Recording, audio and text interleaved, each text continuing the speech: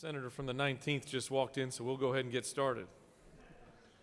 The hour of convening having arrived, the Senate will now come to order and like to ask all unauthorized persons to exit the chamber.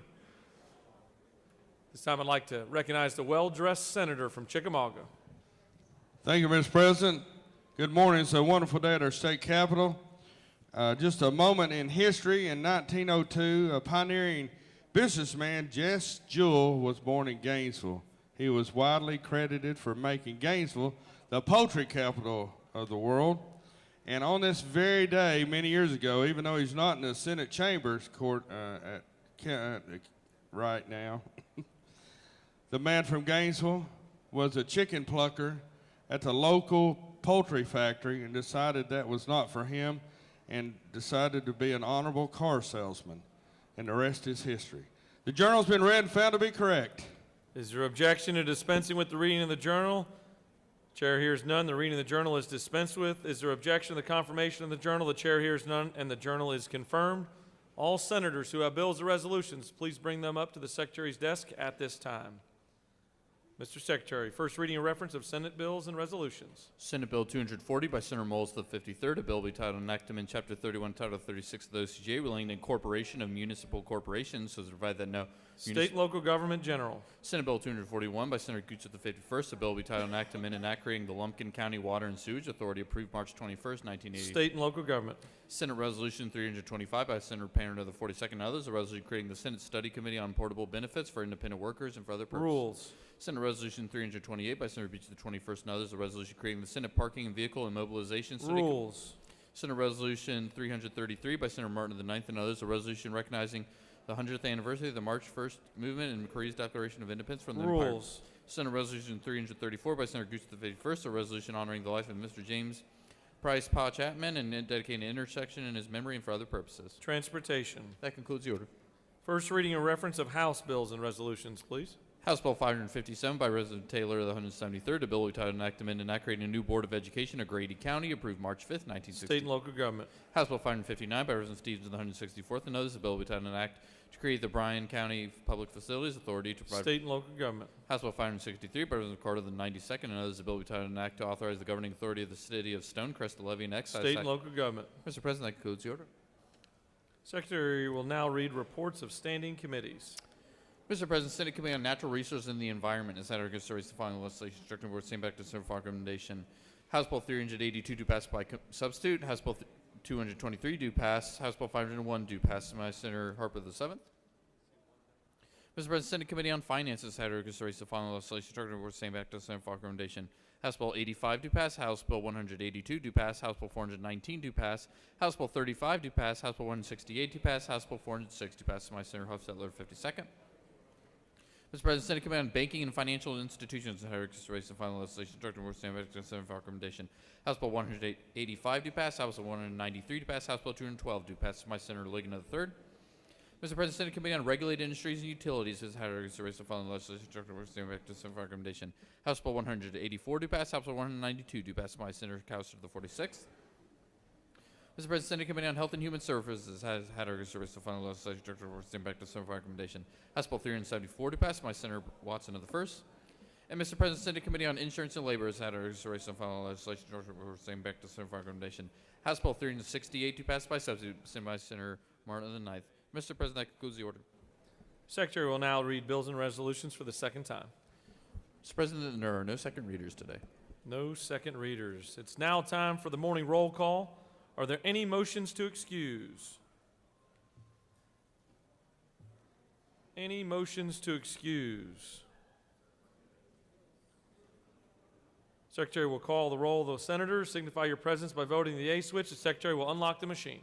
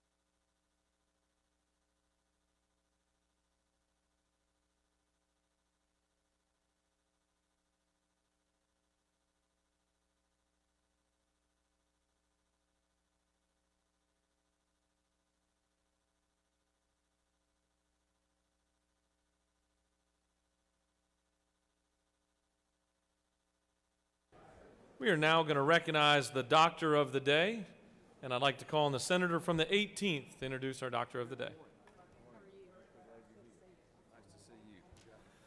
Good morning. Thank you, Mr. President. I do have indeed a pleasure to introduce Dr. Rana Muna from Macon.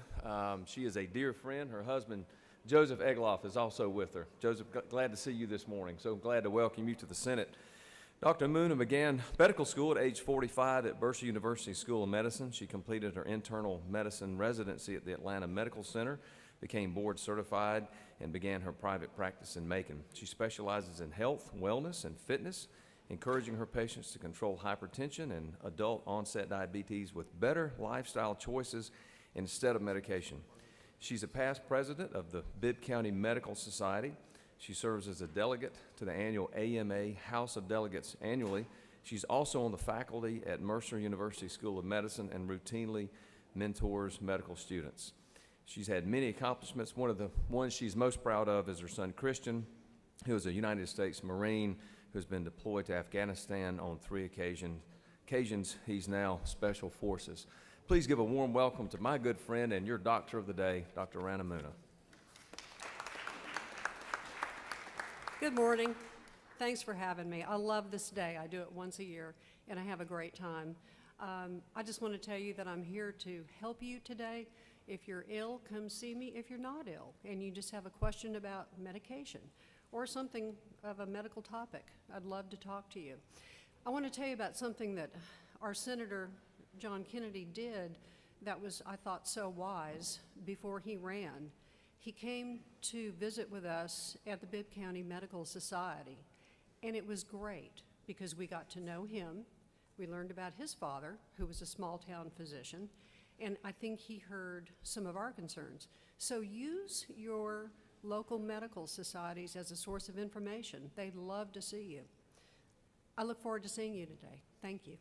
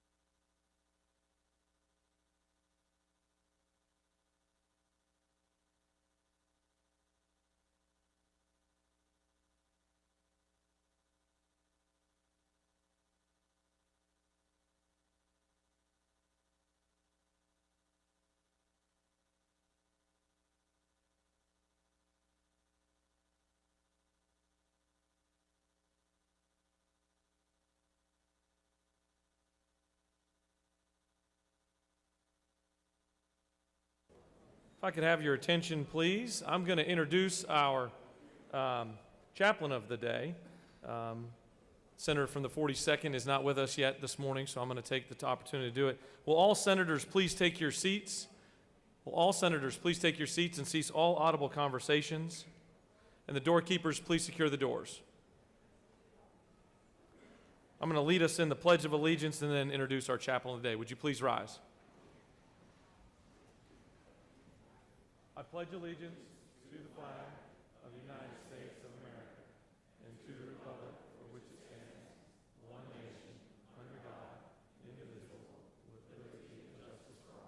Now the Georgia flag. Pledge allegiance to the Georgia flag, which it stands, wisdom, justice, and moderation. Thank you so much. I'm going to let the Reverend take the balance of the time to introduce himself, but it is an honor for him to be here. Dr. Simon Mannering from the All Saints Episcopal Church is with us here from Atlanta, and looking forward to his message this morning. Would you help me introduce?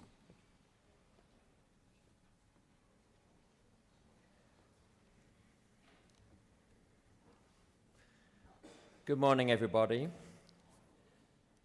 Lieutenant Governor Duncan, thank you for that warm introduction. Distinguished senators, honored guests, it's a privilege for me to be with you here today to begin your work with a moment of reflection and prayer.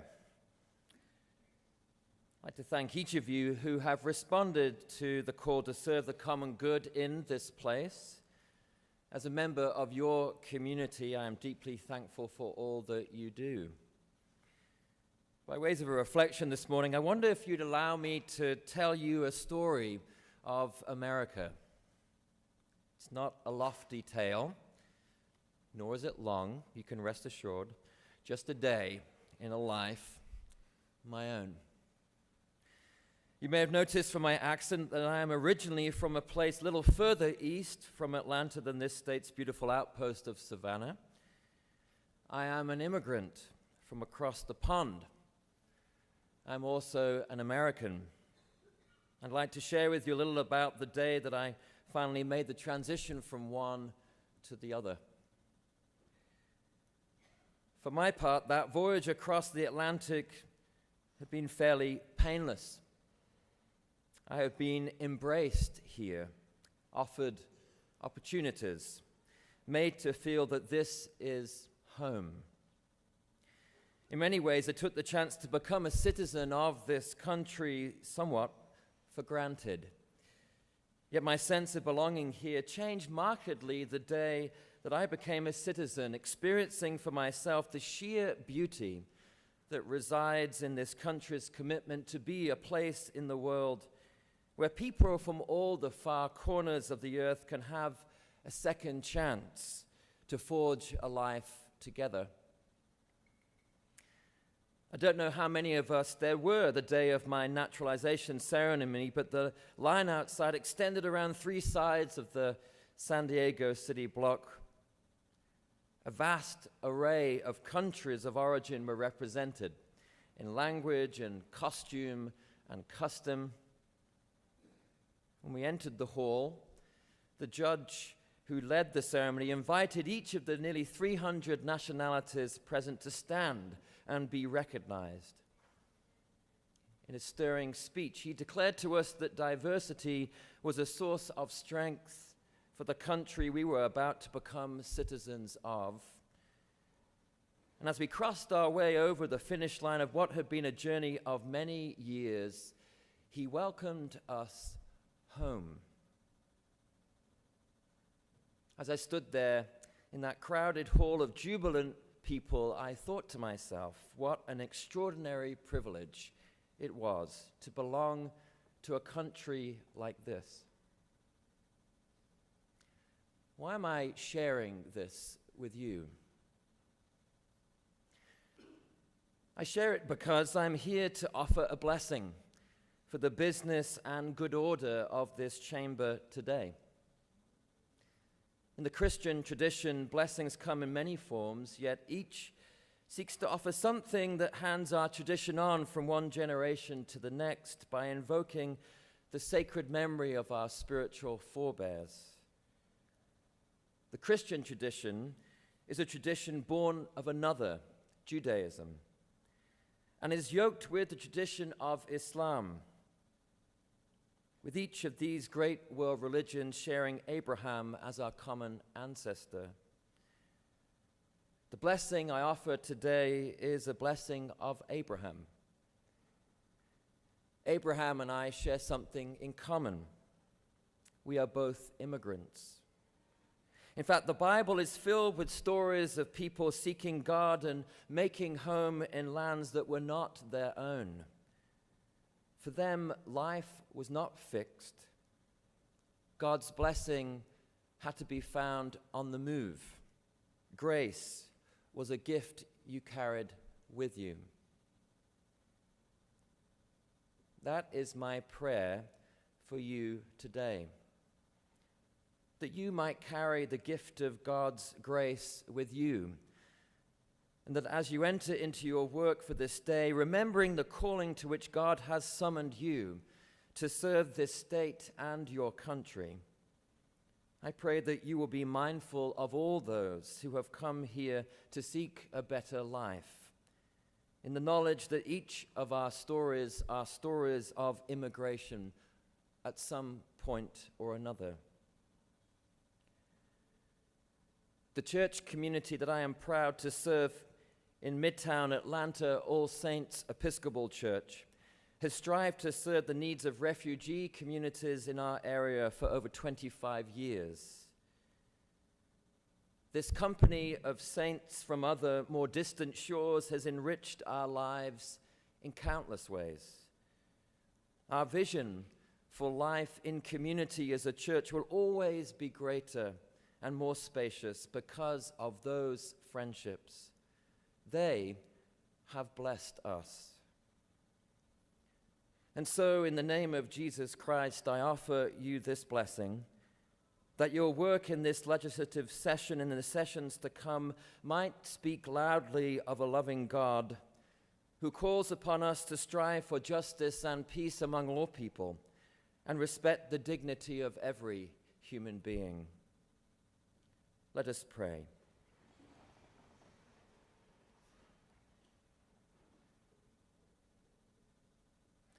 O God, creator and sustainer of life, stir the hearts of your people, strengthen their wills, enliven their minds, and inspire their spirits to see your grace alive in the lives of all people.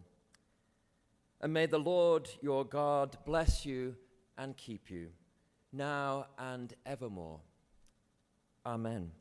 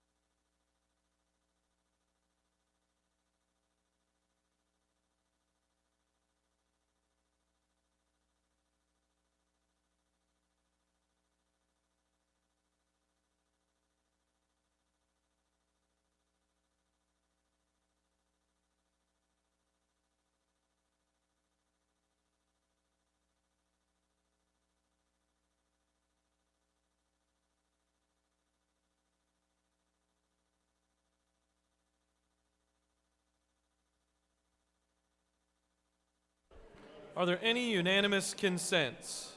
Any unanimous consents? All right, we've got some special guests with us today that we would like to recognize. Will the Secretary read us the resolution? Senate Resolution 330 by Senator Jones of the 25th and others, a resolution recognizing and commending Kevin Morris on the occasion of being selected as a Marshall Scholar and for other purposes. Whereas the Marshall Scholarship is an esteemed award created for young Americans of high ability to study at a university in the United Kingdom, thus strengthening British American understanding. And whereas Kevin Morris is the first alumnus of Georgia College and State University to receive the prestigious Marshall Scholarship and the only public university recipient from the state of Georgia for this highly competitive award in 2019. Now therefore be resolved by the Senate that the members of this body recognize and commend Kevin Morris on the occasion of being selected as a Marshall Scholar and express their most sincere best wishes for continued success. That concludes the order. Is there objection to adoption of the resolution? The chair hears none, and the resolution is adopted.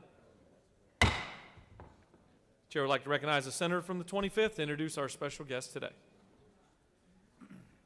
Thank you, Mr. President. It is my honor today to rise before you and recognize it is Georgia College Day and State University here at the state capitol. And we wanted to recognize one of our distinguished alumni, actually a family full of Georgia College alum, in Kevin Morris. Kevin is from Savannah, Georgia. He's a graduate of Georgia College 2017. And he received, as you heard in the proclamation, the Marshall Scholarship, which is a prestigious award that very few individuals around the country are able to receive. And with that, he'll be able to attend Lundy School of Economics and Political Science, where he'll receive a master's degree in History and International Affairs. Now, I had the pleasure today to be joined by the Morris family, as well as Dr. Steve Dorman, who's the president of Georgia College.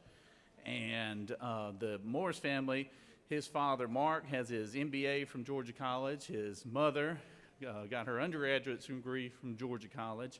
And his siblings, three of them in the gallery here, Christine, Juliana, and Joshua, two of which are, one is an undergraduate at Georgia College, and the other is receiving her PhD in mathematics. So it's fair to say that they are well represented and are great distinguished alumni and representatives for Georgia College and State University. And I'd just like to ask the Senate to welcome them here today. And thank you very much.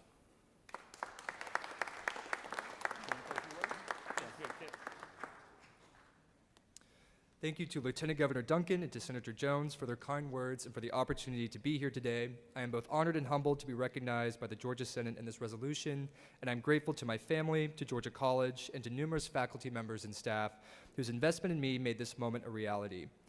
Joining the vibrant community at Georgia's public liberal arts university changed my life, and I continue to benefit from the liberal arts education I received at Georgia College. Ultimately, I have the state of Georgia to thank for making this education possible. Over 100 years ago, Julia Flish, a native of Macon, was denied entrance to the University of Georgia on the basis of being a woman. She approached this body with a plea to make university education available to women, and heeding her call to give the girls a chance, the state of Georgia created a new institution in 1889 dedicated to making a university education more accessible to more Georgians, and thus Georgia College was born. My time at Georgia College introduced me to so many brilliant students from rural, middle, and South Georgia, reinforcing the fact that such talent can be found in abundance all over the state, including coastal Georgia, where I call home. This body's continued support for Georgia College represents the powerful belief that all Georgians, regardless of background or identity or hometown, should be able to receive a liberal arts education necessary to allow young Georgians to join the ranks of the next generation of leaders, scholars, and changemakers. As I ultimately aim to work in diplomacy and foreign policy, I am excited and grateful to the Marshall Scholarship for a chance to pursue a degree in history and international relations at the London School of Economics next year. Furthermore, I'm excited to represent Georgia and a country whose monarch, King George II, gave our state its name as the Royal British Colony of Georgia almost 300 years ago. Thank you to the Georgia Senate for not only recognizing me in this resolution, but for investing in me and my education and allowing me the chance to pursue the opportunity of a lifetime. Thank you.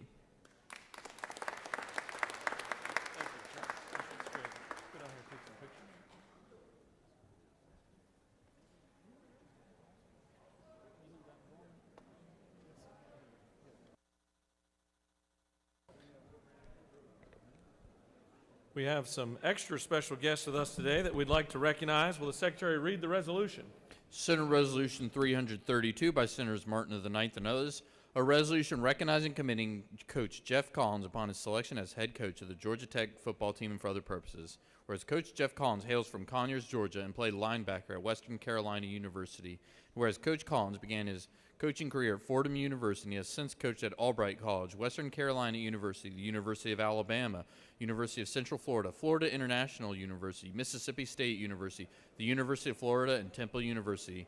And whereas he has been welcomed back to his home state and to Georgia Tech with great enthusiasm and support, whereas it is abundantly fitting and proper that Coach Jeff Collins be recognized and commended by this body. Now therefore be resolved by the Senate that the members of this body recognize and commend Coach Jeff Collins upon his selection as head coach of the Georgia Tech football team. That concludes the order. It is my honor today to be able to introduce Georgia Tech's new football coach to you. I feel like I've had a little bit to do with this process. We spent 2 years traveling around the state of Georgia, and one of my kids said, "Dad, win or lose, you're going to teach the state of Georgia how to spell the name Jeff with a G."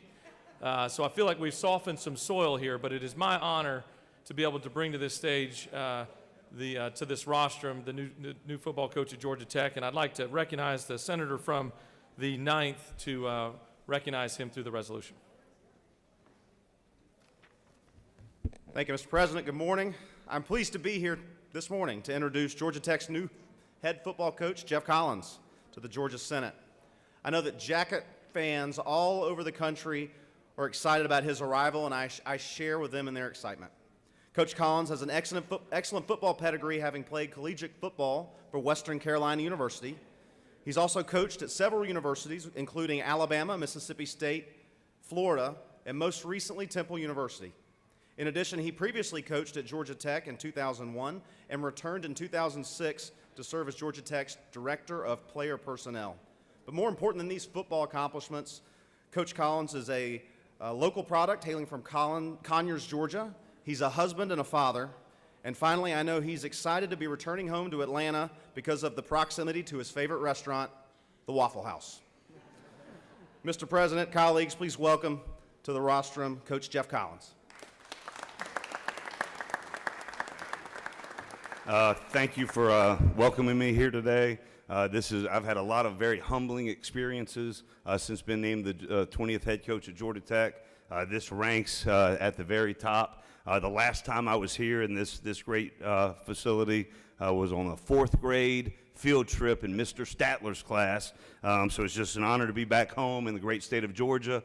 So proud to represent the great city of Atlanta as the head football coach at Georgia Tech, and thank you so much.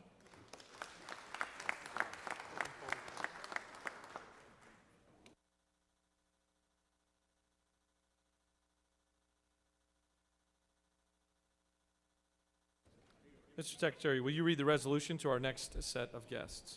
Senate Resolution 218 by Senators Miller of the 49th and others, a resolution honoring the life and memory of Tom Paris Jr. and for other purposes.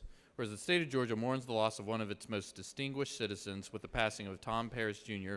on November 19, 2018. And whereas in 1957, Tom was elected class president of Gainesville High School, where he was an All-State and All-American captain of the football team, he continued his football career at the University of Georgia and won an SEC championship under the astute direction of Coach Wally Butts. And whereas Tom gave inspiration to many through his high ideals, morals, and deep concern for his fellow citizens, and the devotion, patience, and understanding he demonstrated to his family and friends were admired by others. And whereas a compassionate and generous man, Tom will long be remembered for his love of family, friendship, and community, and will be missed by all who had the great fortune of knowing him. Now therefore be resolved by the Senate that the members of this body join in honoring the life and memory of Tom Paris Jr. and express their deepest and most sincere regret at his passing. That concludes the order. Is there objection to adoption of the resolution? The chair hears none, and the resolution is adopted. This time I'd like to recognize our pro tem to introduce our special guest today. Thank you, Mr. President. It gives me great pleasure to be before the Senate body today to introduce and to celebrate the life of a great member of my community in Gainesville and Hall County, Tom Paris Jr. Mr. Paris was a high school football star at Gainesville High School, graduating in 1957. He was president of his senior class and of the student body. He went on to the University of Georgia and helped the University of Georgia Bulldogs accomplish a Southeastern Conference championship. under the tutelage of Coach Wally Butts. He was a quarterback at the University of Georgia. He returned to Gainesville and joined the family business, and it was no surprise to anyone in our community that he became a pillar of the community and continued that legacy that his family has established previous to him returning to Gainesville. We are very pleased to have here today his son, Trey Paris. Many of you know Trey's lovely wife, Sandra, his lovely sister, Elizabeth, and the brains and the looks of the outfit, Mrs. Paris, Alice Paris. Can I ask y'all to give the Senate a warm Senate welcome to the Paris family? Thank you.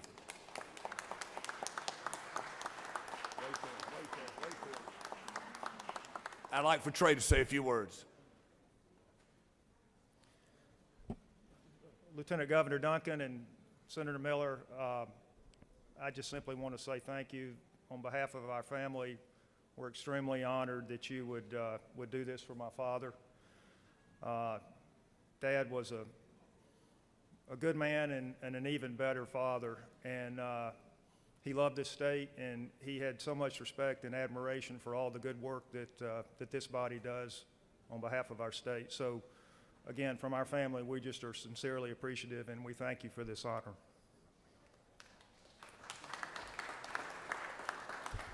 I would be remiss if I didn't also mention Trey's children, Eliza and Thomas, both fine, fine individuals who could not be with us here today. Thank you very, very much.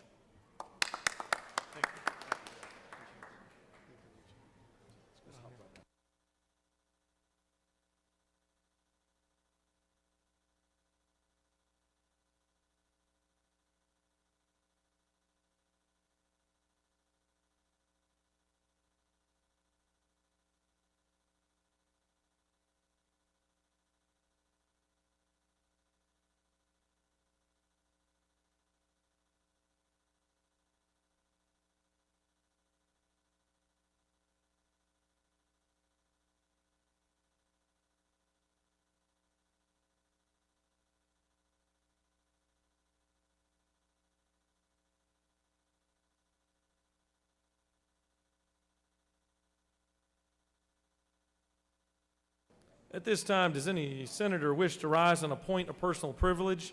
Chair recognizes the senator from the 44th.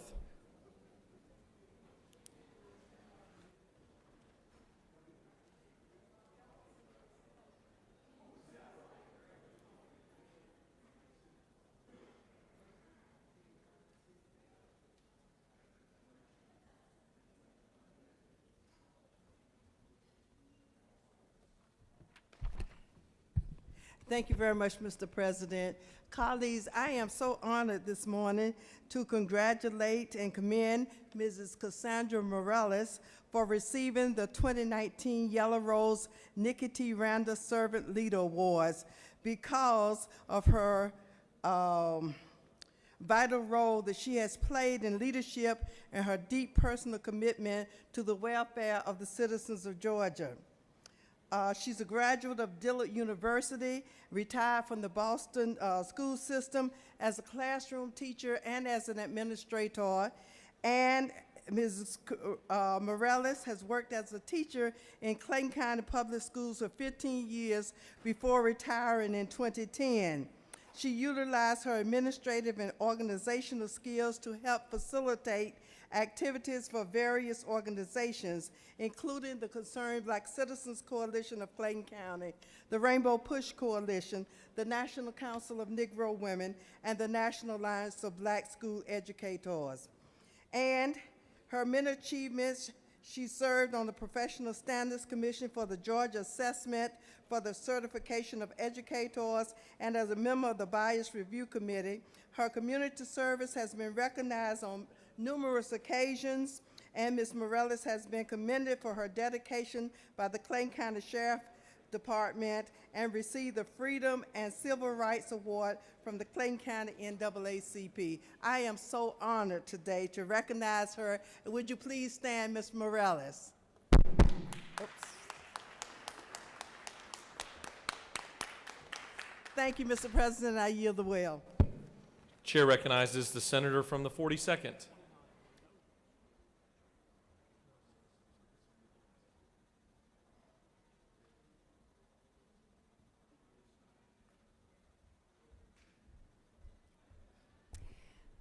colleagues, I had a little bit of a snafu, a calendar snafu this morning, and my pastor of the day, unfortunately, was on my calendar for tomorrow.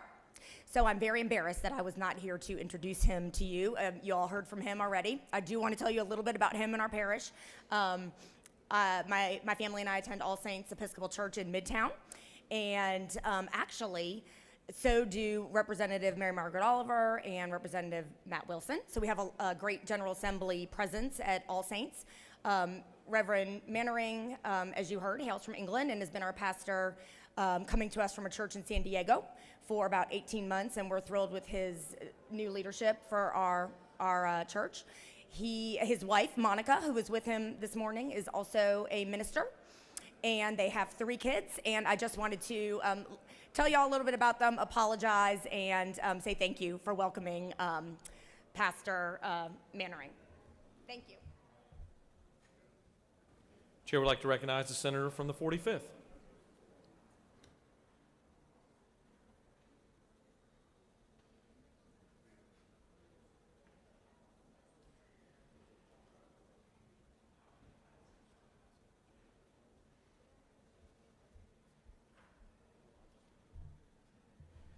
Thank you, ladies and gentlemen of the Senate. Good morning. We're glad to have everyone here visiting the Capitol today.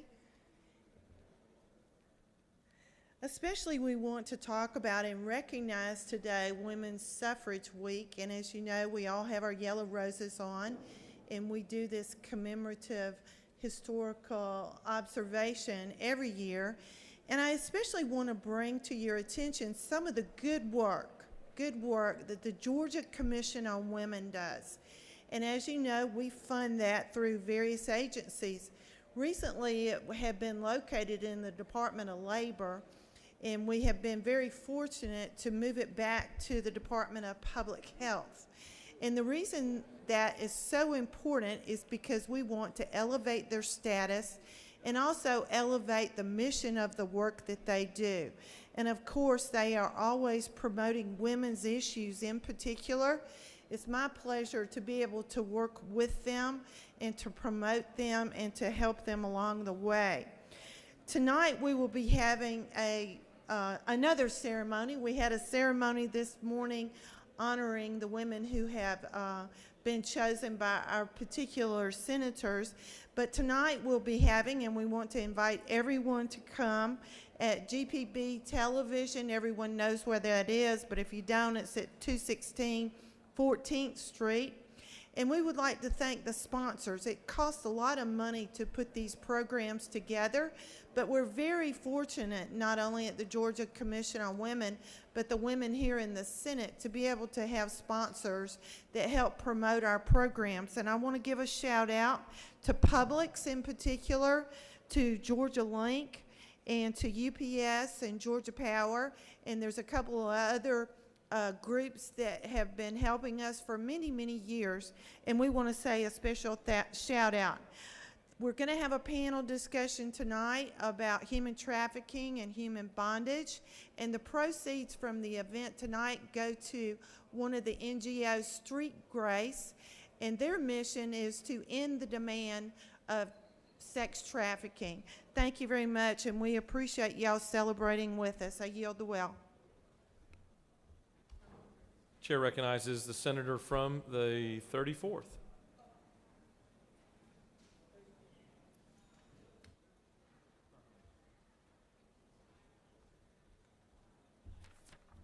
Thank you, Mr. President, members of the Senate. I rise because I have a real jewel for the heart of Riverdale in Clayton County, Senate District 34. My Yellow Rose recipient this morning was none other than Juanita Mary Daniels. Ms. Daniels is on the wall right now, but let me just tell you a little bit about her and why she was chosen. Her passion and compassion are two words that come to mind when Juanita Mary Daniels' name is mentioned. This young lady is an entrepreneur personified. In 2013, Captain Mary Daniels, who has a master's in science degree in logistics management left active duty to pursue her God-given vision. The divine directive was to take her exceptional understanding of logistics and improve the lives of others by training them in the field she loved, namely logistics and warehouse management. Obediently, Miss Mary took a dilapidated warehouse in my district in downtown Riverdale and turned it into a non-public post-secondary education commission certified training center. Try saying that twice. Miss Mary loves of people has led her to work tirelessly to improve the lives of others.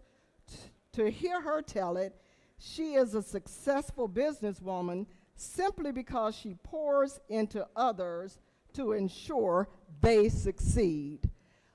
Unselfish, that is what she is. When I met Miss Mary, she basically took my nephew, trained him, and turned his whole life around. Also, up in the gallery, we have her team at Sessions, retired Lieutenant Colonel Nance, retired Lieutenant Colonel Nelson, retired Sergeant First Class Nell, Vietnam vet Theo Harris, Miss Loretta, Gavin, and Bentley Chandra, all are in the gallery who chose to get up this morning to come to our Yellow Rose breakfast just so we can honor this wonderful, powerful woman in business. But in addition to that, men in the Senate, she's a soldier. She is up for another promotion in this year of 2019. I am so proud to call her my constituent and business person in Riverdale. Thank you, Mr. Chairman. Mr. President, I yield the will. Chair recognizes the senator from the 35th.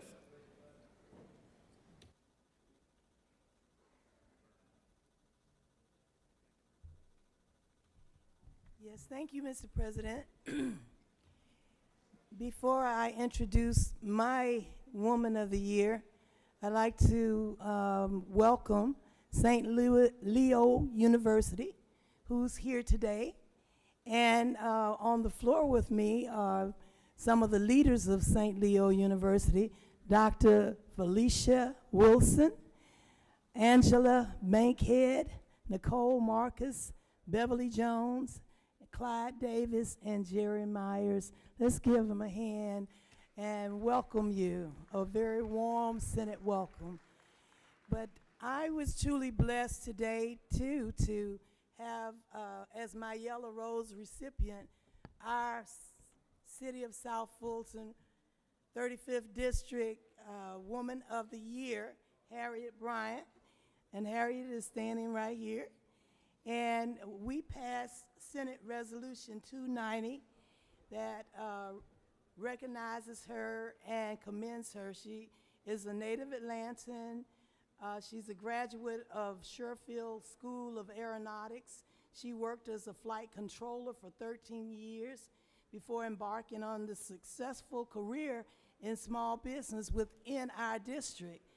She owns 2 restaurants there, and Harriet credits meeting her husband, the late Ronald Bryant, as the spark of her, ignited her glowing record of entrepreneurship, as she demonstrated by her ownership of both of her restaurants in the 35th District.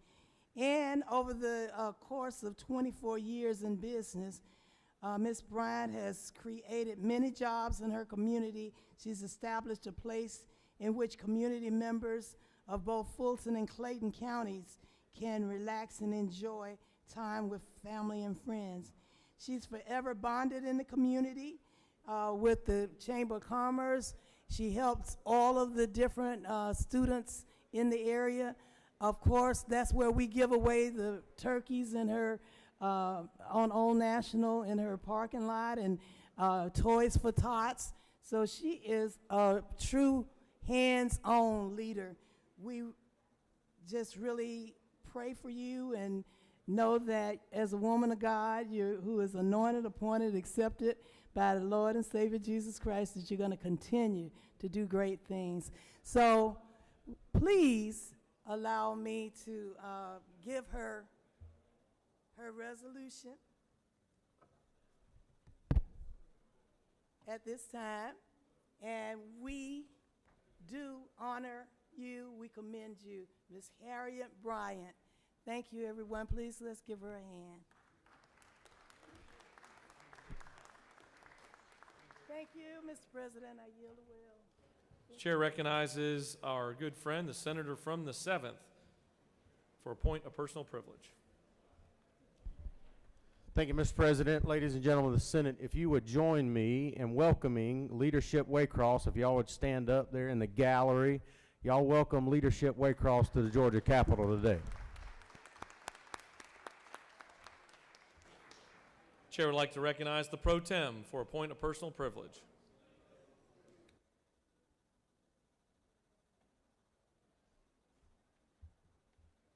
Thank you, Mr. President.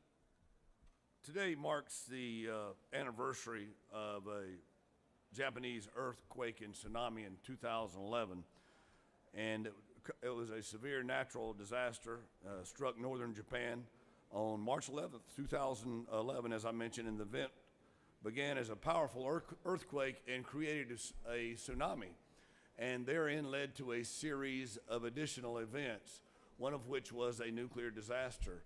Hundreds of thousands of people were left homeless, and it did over around $200 billion in damage just in that single event in the country of Japan and the surrounding area.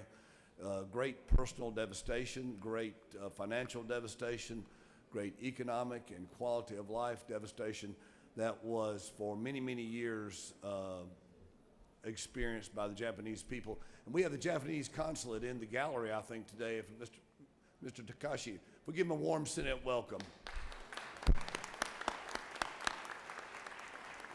Thank you very much, Mr. President. Chair would like to recognize the senator from the 36th for a point of personal privilege.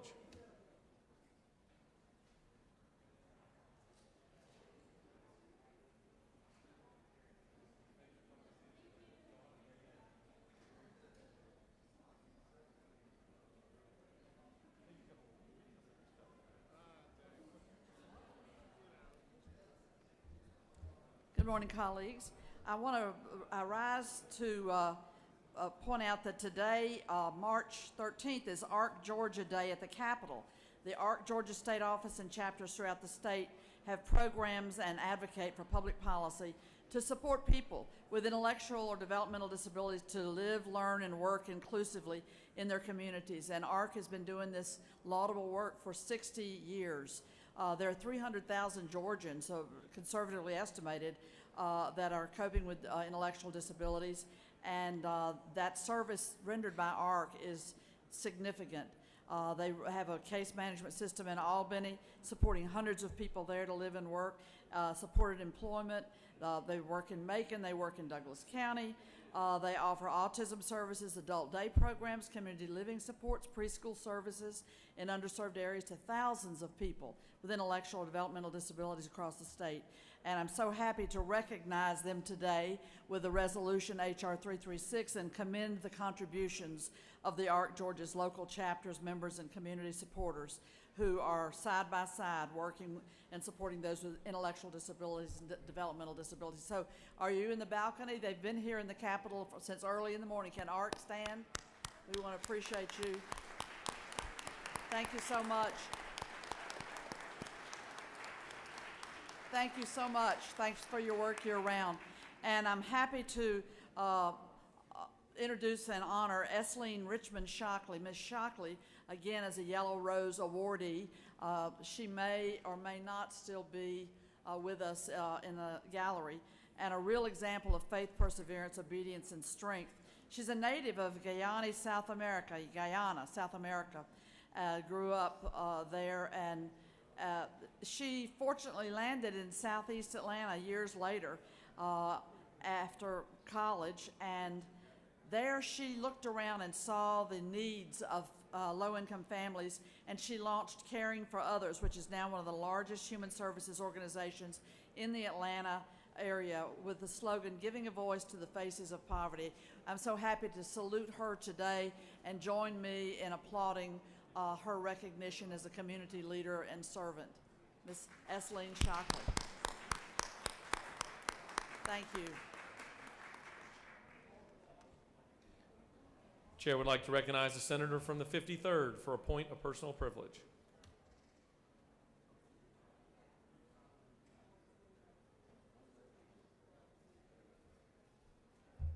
Thank you, Mr. President. Just one announcement. On your desk is Georgia Productions Day tomorrow at Liberty Plaza.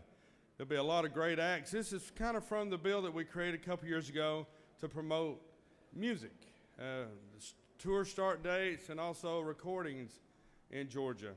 Well, tomorrow at Liberty Plaza, we'll have our own man from Ocilla, Irwin County, be performing too in the All-Star Jam. He is an All-Star.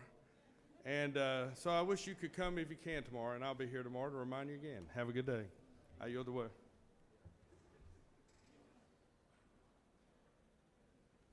Chair recognizes the senator from the 43rd.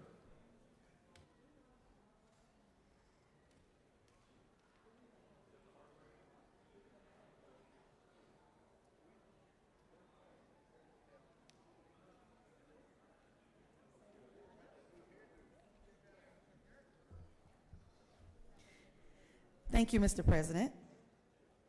Good morning, colleagues. I rise to celebrate and congratulate my Yellow Rose awardee, Ms. Josephine Brown. She is a longtime resident of Covington, Georgia.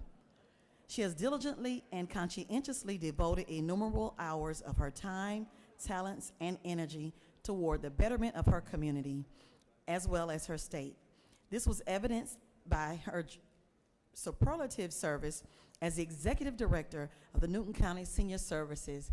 She not only began her career as Executive Director of the very first senior center, but she worked for 46 years and had the last newly built senior center named in her honor. This distinguished gentlewoman has given inspiration to many through her high ideals, morals, and deep concern for fellow citizens, and she possesses a vast wisdom which only comes through experience and the strength of character which is achieved through overcoming the many challenges of life. She's a person of magnanimous strength and has a reputation for integrity, intelligence, fairness, and kindness.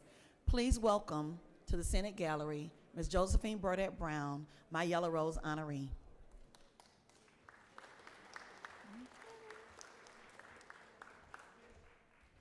Chair likes to recognize this senator from the 14th.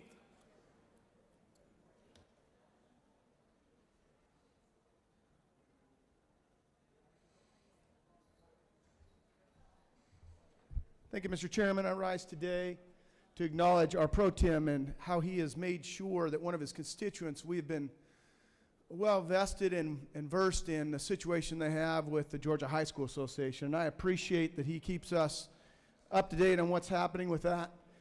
I would also like to just let everyone know how much I appreciate the help with getting SB 163 out of this chamber, which is providing homeschoolers of all faith, of all walks of life, the opportunity to have access to their public schools, and encourage the other chamber to take this bill up and to carefully consider voting it out and giving parity and equal access to all of these children in our schools. With that, Mr. President, I yield the well. Chair would like to recognize the senator from the 55th for a point of personal privilege.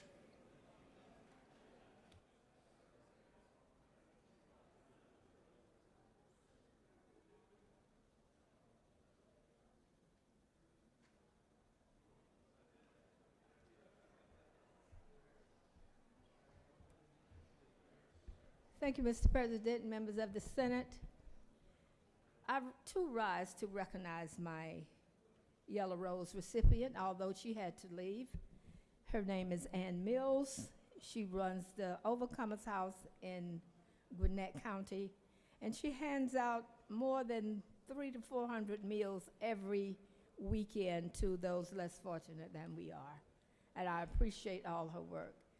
And my main reason for being in this well this morning is to recognize a well-known person in this Women's History Month, Ms. Nellie Dunaway Duke.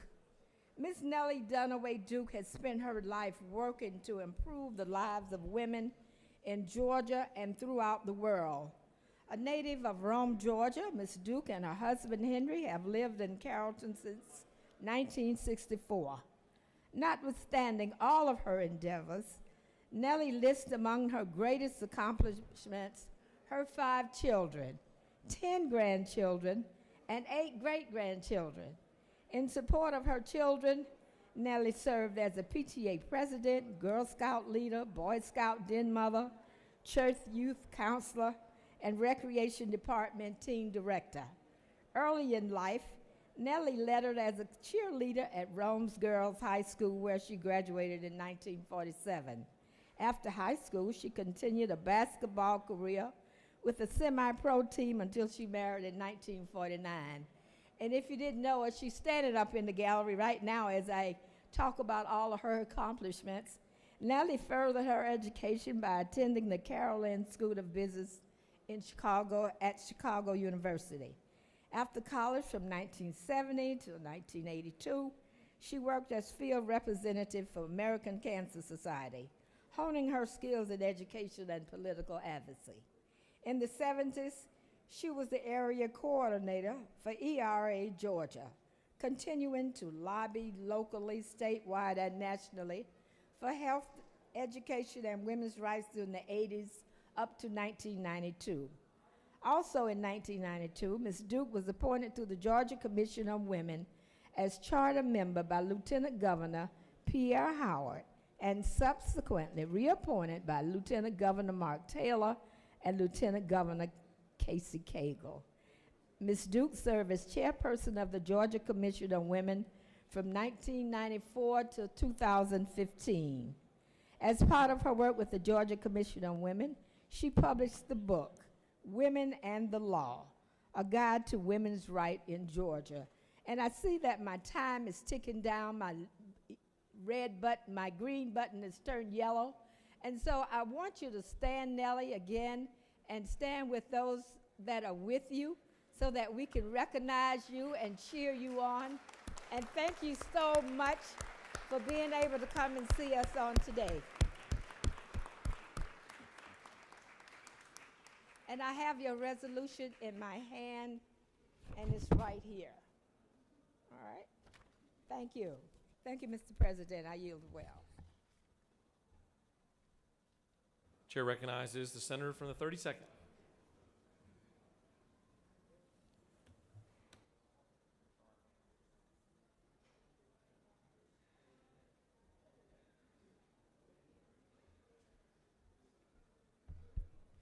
Thank you, Mr. President. Members of the Senate, we all love our military, but I want you to meet someone who has taken that to another level. I'm so proud to recognize my servant leader today, Mary Edel from Cobb County. Mary and her husband Ed started Project Mail Call in 2005, and they mail custom care packages to our military in 57 different countries.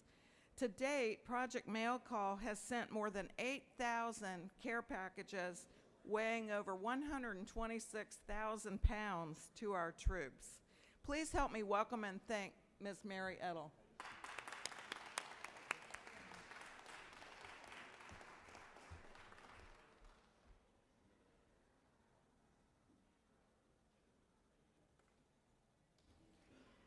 All right, you have a consent calendar of privileged resolutions before you. Does any senator wish to remove a resolution from the consent calendar? Is there objection to the adoption of the resolution on the consent calendar? The chair hears none, and the resolutions on the consent calendar are adopted. Are there any motions to withdraw and commit? Chair would like to recognize the majority leader. Mr. President, I ask for unanimous consent that HB 316 be engrossed.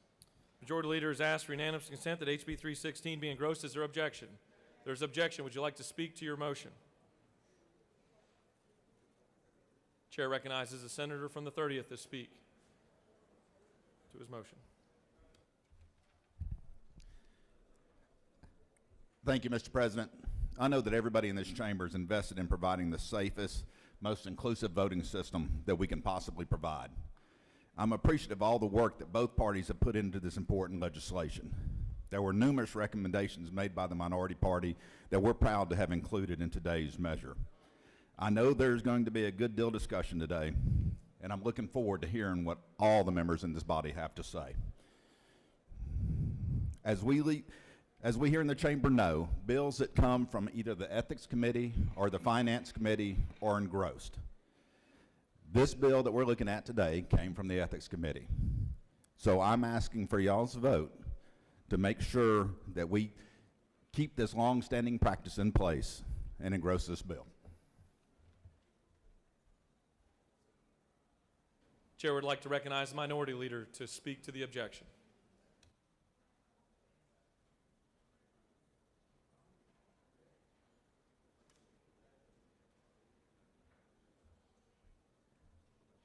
Thank you, Mr. President. I come before you today to ask that you do not engross this bill.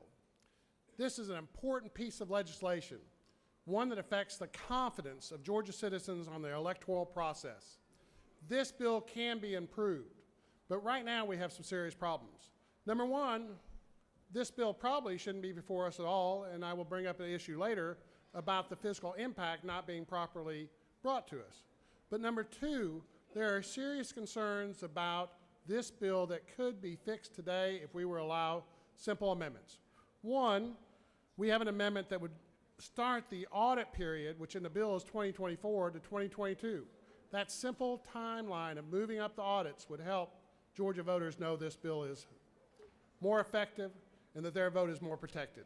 Second of all, we will debate today an issue that should have been debated in committee about the difference between hand-marked paper ballots and these ballot marking devices. An amendment would allow us to change this bill to hand-marked paper ballots. You know, we had two bills, Mr. President, in this body, 196 and 220, that were bills of that variety of voting system. Yet they never had a hearing in committee. And when we had our committee, we were told that there would be another committee after, and we wouldn't have that long to debate it. So even though, and I appreciate the chairman taking some amendments before that committee, we were not allowed to properly, in my opinion, vet this bill. Allowing us to have amendments on the floor will help ease the concern of the Georgia public that this bill is not being as rushed through as they think, that we are being open and transparent. So I ask that you reject the majority leader's motion for engrossment, allow a fair debate, and allow us to improve this legislation. Thank you, Mr. President. I yield if there's any comments or questions to it. You have no questions.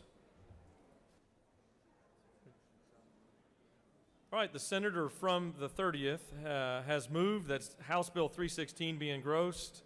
All those in favor of the motion will vote yea. Opposed, nay. The secretary will unlock the machine.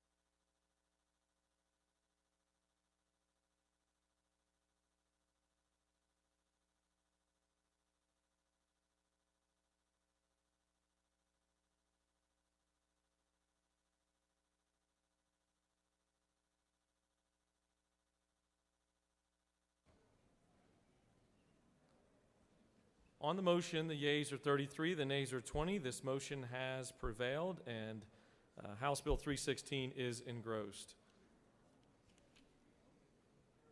Mr. Secretary, will you read the caption to House Bill 316? House Bill 316 by Representative Fleming, 121st, and others. A bill will be titled Act to amend Chapter 2 of Title 21 of the OCGA relating to primaries and elections generally so as to provide for definitions, provide for related matters, and for other purposes. Mr. President, the Senate Ethics Committee offers the following substitute to House Bill 316. A bill will be titled an Act to amend Chapter 2 of Title 21 of the OCGA relating to primaries and elections generally, to provide for definitions, provide for uniform election equipment in the state, to provide for ballot marking devices and standards and procedures for such devices, provide for the manner of qualifying presidential elector candidates for independent candidates for the offices of President and Vice President of the United States, to provide for the time for filing evidence of nomination by political body candidates, to clarify the age for voting, to provide for audits of election results and procedures therefore, and for other purposes. Mr. President, a minority report for House Bill 316 has been attached. That concludes the order. For what purpose does the senator from the 41st rise? Mr. President, point of order. State your point of order. Point of order is that House Bill 316 is out of order due to Senate Rule 3-1.4 not having a fiscal note, and to combine with it and get it resolved at the same time, State Statute 28542 or Code 28542 that also requires a fiscal note for bills presented. Please stand by for a moment.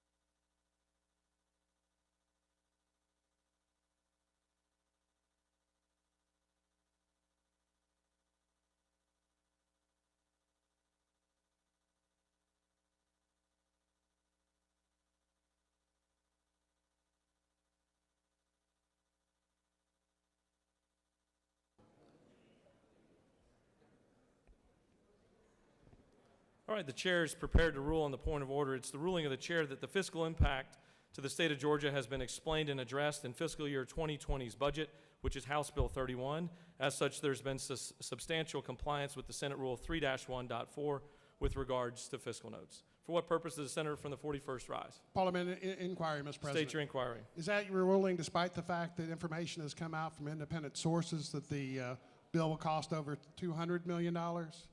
The chair has ruled on the matter. State your point of order. I rule House Bill 316 out of order due to Code Section 25549, which includes the local impact of this bill, which will be greater than $5 million. This bill cannot be taken up unless there is the proper action by this body. Please stand by.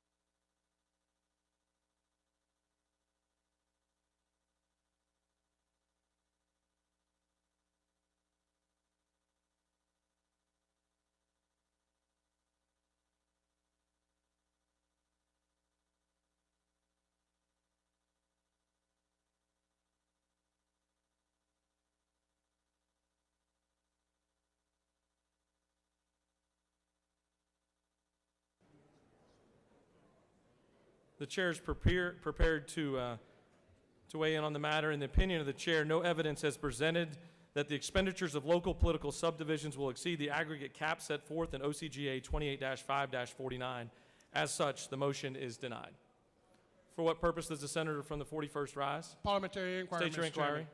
I make a motion that we have a vote to waive Code 28549, which by statute could be waived by a majority of the party. I realize the President of the Senate has ruled that it is unnecessary, but in abundance of caution, I think each and every member should vote on whether or not we waive the local impact, which is clearly going to be greater than $5 million. Can the chair translate that to a challenging the ruling of the chair? Mr. President, I challenge the decision on the chair. Thank you, sir. All right, the question is on the ruling of the chair. Shall the ruling of the chair be sustained? Shall the ruling of the chair be sustained? All those in favor of the chair's ruling vote yea. Opposed, nay. The secretary will unlock the machine.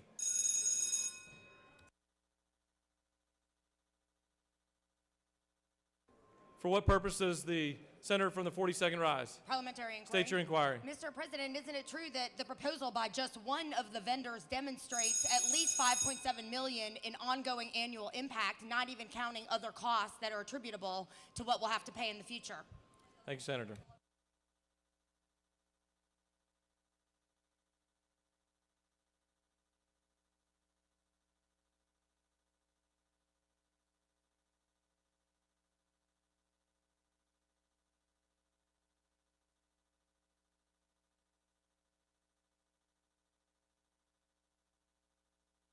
For what purpose does the senator from the 48th rise? Parliamentary inquiry. State your inquiry. Mr. President, isn't it true that just this morning the Secretary of State has released unredacted numbers that the public has not seen that has been in that office since August of 2018, and we have not had time to look at it? It's for each and every senator to research on their own. Thank you. All right, on the appeal of the ruling of the chair, the yeas are 34, the nays are 21, and the ruling of the chair is sustained.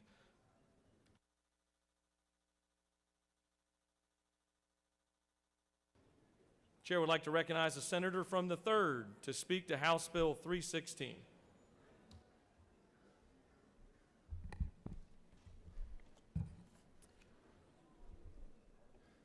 Thank you, Mr. President and members of the Senate. I bring before you today House Bill 316, which will bring common sense, reform, and straightforward solutions to the elections process of our state. Our current system is 17 years old, and we now have the opportunity to choose to update our voting machines by using new technology, the technology of today, built upon the experiences of the past. House Bill 316 would update Georgia's voting machines and incorporate an all-new paper ballot component. More specifically, House Bill 316 switches our state to a touchscreen marked paper ballot system. Voters will make their selections on a touchscreen device similar to the ones that are being used today. The touchscreen ballot marker will then print a paper ballot with an exact copy of the voter's digital selections. After reviewing the paper ballot for accuracy, the voter will submit their ballot to a scanner to be counted. Currently, touchscreen marked paper ballot systems are used in 24 states, primarily due to the obvious advantages in voter accuracy and ballot accessibility. Touchscreen ballot markers leave absolutely no room for doubt of voter intent, since voters make a clear choice with the touch of a button. Reverting back to any other form of voting system, including pencil-marked paper ballots, could easily force our state into a hanging Chad situation that Florida experienced in the 2000 election. With a pencil-marked ballot, election officials, attorneys, and partisan vote reviewers have to interpret stray and accidental pencil marks on improperly completed ballots, meaning that the voter may have their vote counted incorrectly or completely invalidated. We know from a study of the 2000 election here in Georgia that the greatest number of overvotes occurred due to human error in marking the ballot. Using touchscreen ballot markers is much like choosing to use a typewriter to send an important letter instead of handwriting it, so that the recipient will clearly understand the message exactly as intended.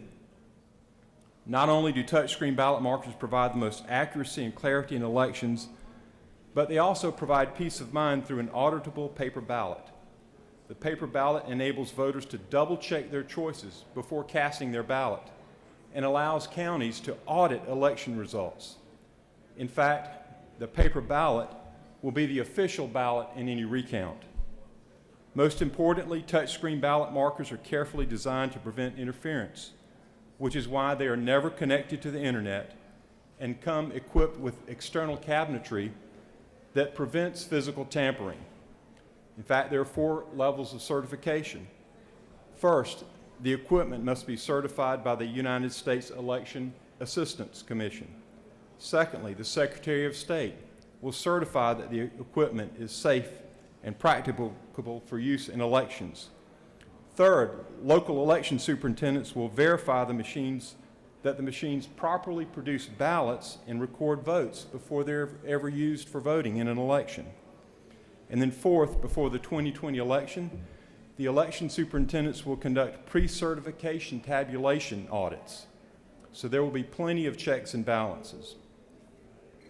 It's far easier to fortify and monitor a touchscreen ballot system than it is to systematically secure pencil-marked ballots. Moving Georgia backwards to a pencil-marked ballot system means that elections could be tampered with by anyone with a pencil, since a stray mark can completely spoil a ballot, or an eraser can easily change someone's vote. Touchscreen marked paper ballots will also be the most accessible system for voters. You can adjust the text size with buttons. There are options for the hearing impaired. And touchscreen ballots are best situated to meet the needs of the elderly and the handicapped. Moreover, retaining the touchscreen element for that Georgia voters have used for the last 2 decades will significantly reduce confusion and promote continuity when the system is implemented. This bill will enable our state to invest in the most secure, most accurate, and most transparent voting machines. It's legislation that's common sense, but it also is legislation that is overwhelmingly supported by 94% of the election board supervisors, as well as 79% of the general public. House Bill 316 will bring our state to the forefront of election technology.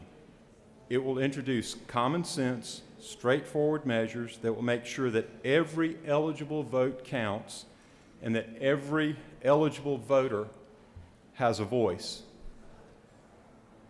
This legislation is the product of multiple hearings in the House of Representatives and 3 hearings in the Senate, as well as months of work by a special commission formed last year to review this whole process of a new voting system for our state. Amendments have been suggested by the minority party. They have been considered, and some of them have been accepted. Moving forward, the governor has put funding in our budget to accomplish this task, and our Secretary of State is prepared to move ahead with the request for proposal process, an RFP to allow multiple vendors to compete with each other to make sure that Georgia receives the best price possible on this new voting system.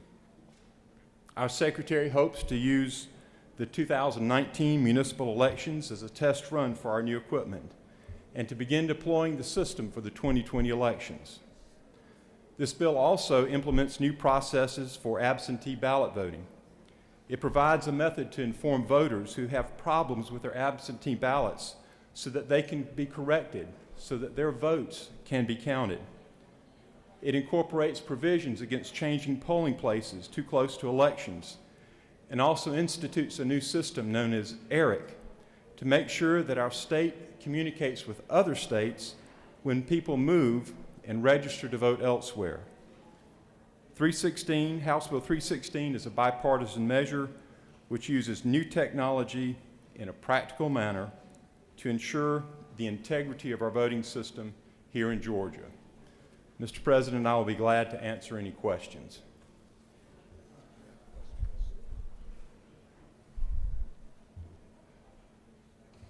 Chair recognizes the senator from the 42nd. Thank you, Mr. President. Will the senator yield? Yes, I will. Senator, I believe I heard you say that the paper component would replicate an exact copy of the ballot. Is that true? It will not be an exact copy of the ballot. It will print out a list of how you have voted. So, so you misspoken or you Well, if I misspoke said earlier that, when you said exact copy. it will print out a statement of how you voted. It would not be an exact copy. It will not be an exact Right. copy. Okay, thank you. Are you aware that there has never been a contract this large issued for any election vendor in the country and probably in the world? Well, no, but this is good that we're going to ensure that we have a uniform system of voting in Georgia, Well, just like actually, we have now. I mean, actually, I would say that when we purchased our voting machines that we're using now, that was a significant contract as well. When you look in terms of dollars, I haven't run that comparison, but it may be similar. It's about 100 million cheaper, actually, Senator. But isn't it true that election experts actually recommend against using statewide systems because it doesn't allow you to have leeway in case one malfunctions or proves to not be working? Well, we believe that this is a good system, and it's worked in other states and other locations. There haven't been certainly issues with the system that we've been using. We've been using one for 17 years.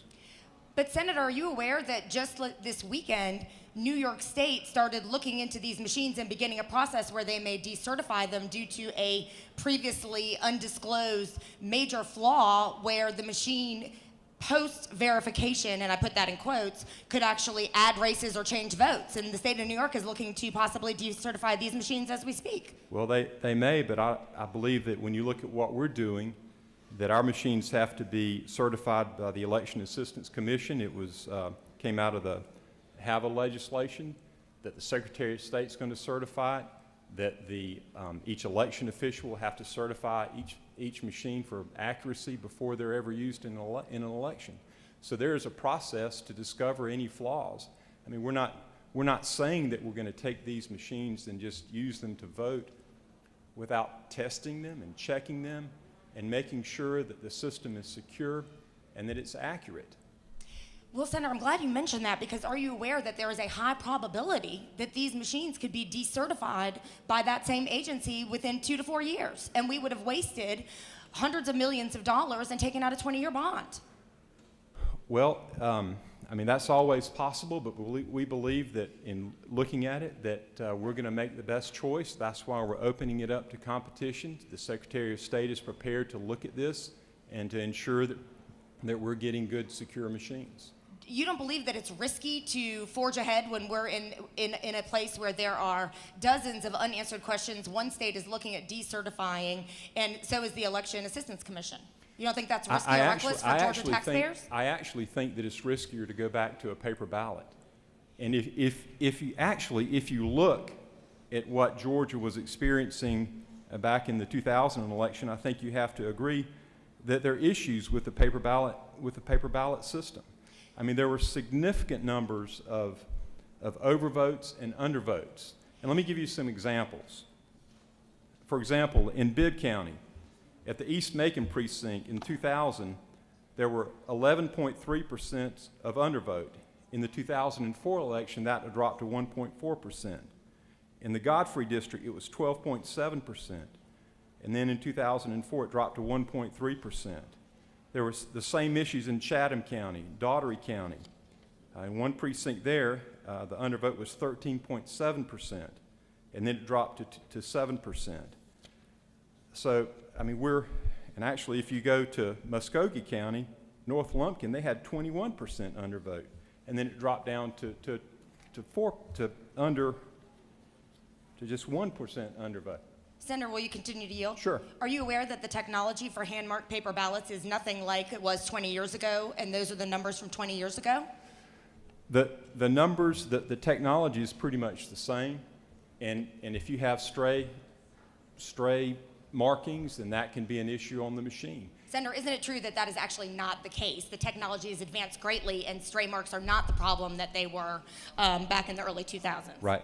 Well, I'm glad you're bringing that up since you're concerned with accuracy. I think we have to look at how the scanning of the ballot works.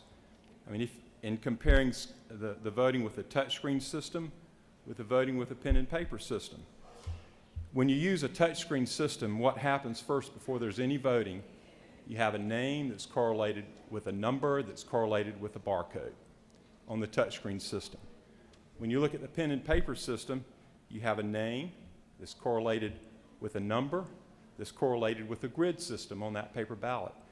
And the grid system is kind of like the barcode system, but it's pointed around the edges of the paper.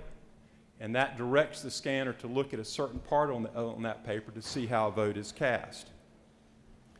So when the voter goes into the booth to vote, on the touchscreen system, he'll make a selection.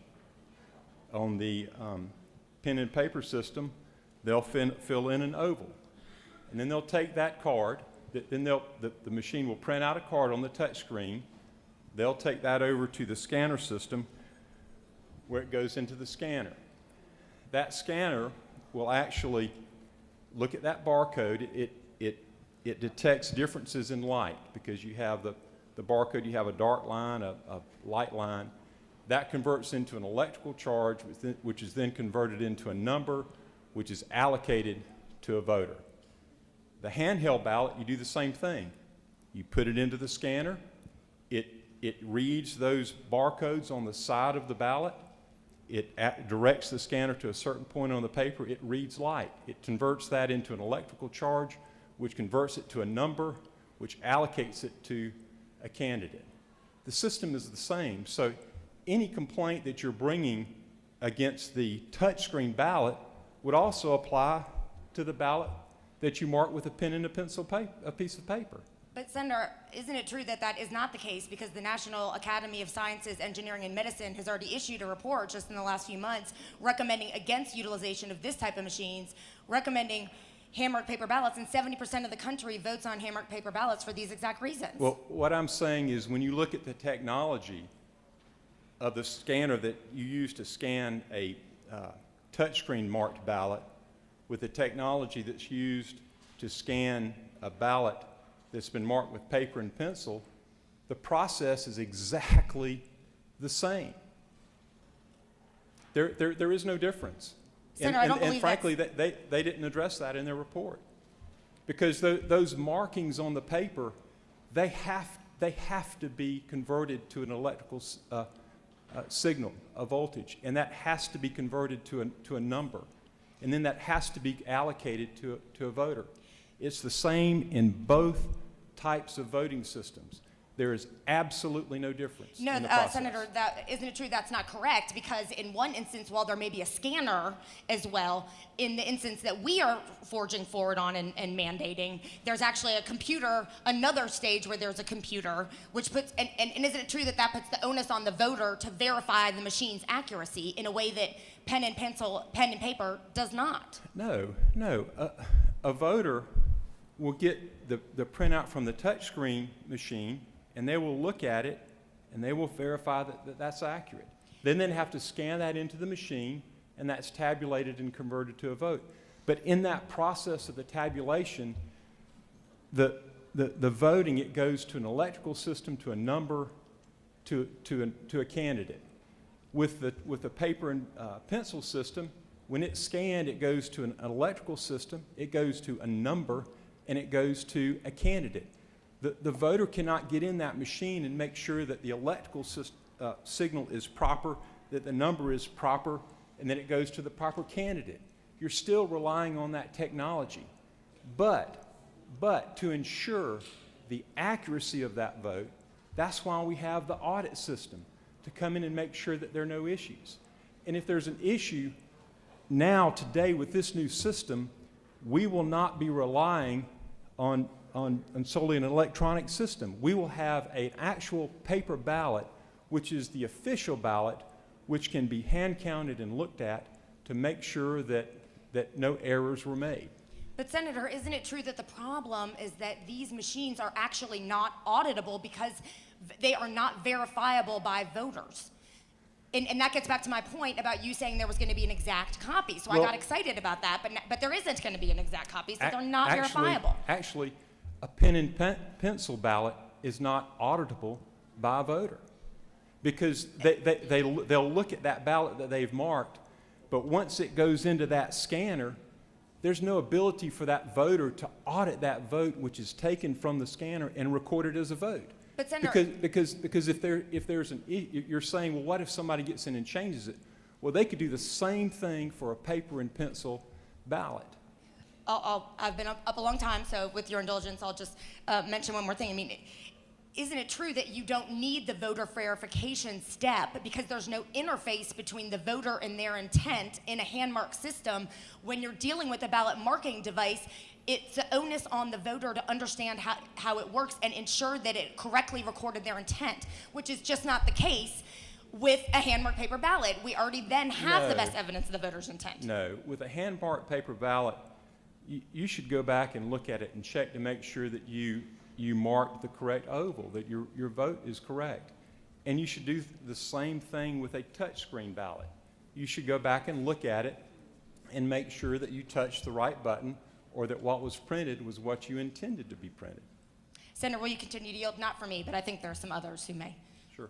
I appreciate you answering all my questions. Chair recognizes the senator from the 14th for a question.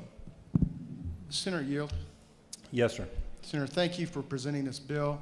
Isn't it true that last year we had a very similar bill that we passed out of this chamber? Correct.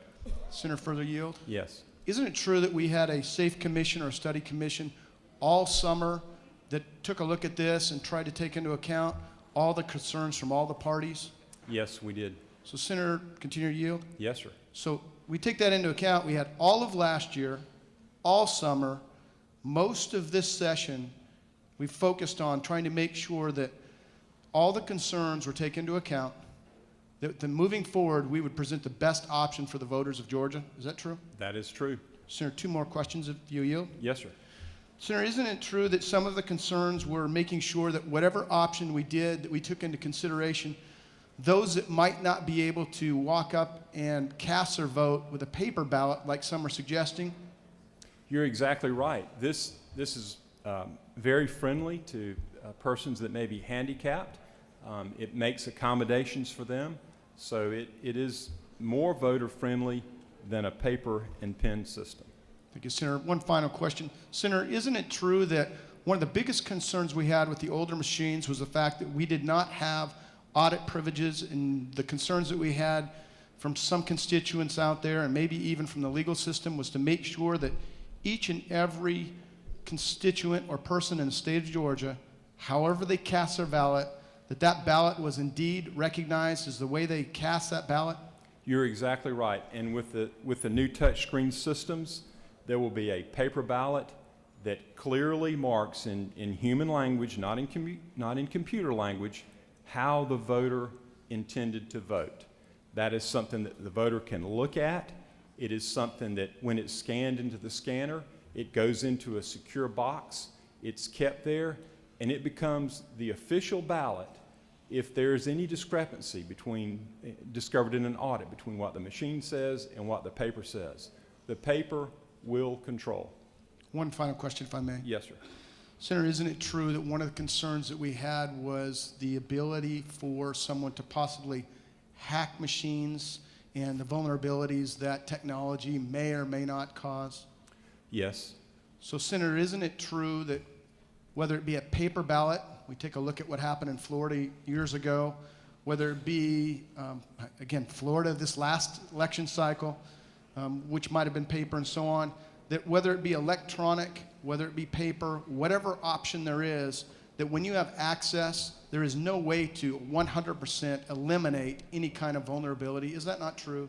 There are always concerns, and you're right. There are concerns with a paper and pen system. I mean, you can look at the history of voting in this state with paper ballots. I mean, there's a history of ballot stuffing and mistakes. I mean, people go in, they're supposed to fill in the circle, but instead of doing that, they circle a candidate, or maybe they fill out 2 circles, or maybe in a write-in, they'll write in someone someone's name and also fill in the ballot marker. There's a lot more room for error with the paper and pencil system. Senator, I appreciate this. I believe that the bill you have before us provides the best opportunity for each vote that's cast in our state to be captured and then recognized. Thank you for your work. Thank you.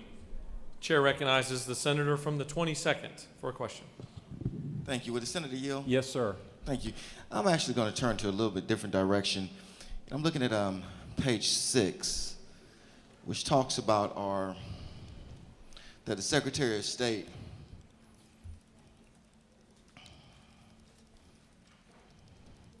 that the Secretary of State may become a member of a non-governmental entity, is that only referring to what is commonly known as the Electronic Registration Information Center, or is it limited to what non-government entities we could join? Well, there are qualifications there, but we're using that to refer to ERIC. You're exactly correct. And the reason we didn't name ERIC is that the organization could change its name. It could stop and we could have a new organization that performs a very similar function. But that's why it's done that way. It's referring to ERIC. So there is, if it fits within these guidelines, would the senator further yield? I'm sorry. Yes, just go ahead. If another organization fit within these guidelines, there would be a possibility that the Secretary of State could join that non-governmental organization. Is that correct? It's possible. Okay. And I have one other question with the Senator Yield. Yes. Is there any requirement that the Secretary of State will report its membership within this non-governmental entity and what happens and what actions it takes pursuant to the non-government entity's reports? So first, is there any requirement that the Secretary of State report to us its agreement with this non-governmental entity? That would be my first question. Well, I believe that would be transparent. I don't know that it's stated in the bill, but certainly that agreement would be subject to review and disclosure. Okay. But is there any requirement in the bill that he or she do that? No, actually? but that contract would be available for review. Okay. And final question is there any requirement if anyone was taken off the voter rolls pursuant to the non-governmental entity information, is there any requirement that is reported to any particular body? Well, there are requirements within the bill on how a voter is to be taken off of the voter rolls, and there's a process of notice that the local elector, supervisor of elections, would have to follow in order to remove a voter from the voter rolls. It's just that you can't just automatically do it because ERIC has said, well, this person has now moved to our state. There's a process to be followed. Okay. And Thank you. I don't have any further questions. that is set out in the bill. That's great. It does say about the cancellation notice. Thank you. I have no other questions right now. The senator continue to yield. Yes, sir. Chair recognizes the senator from the 48th for a question.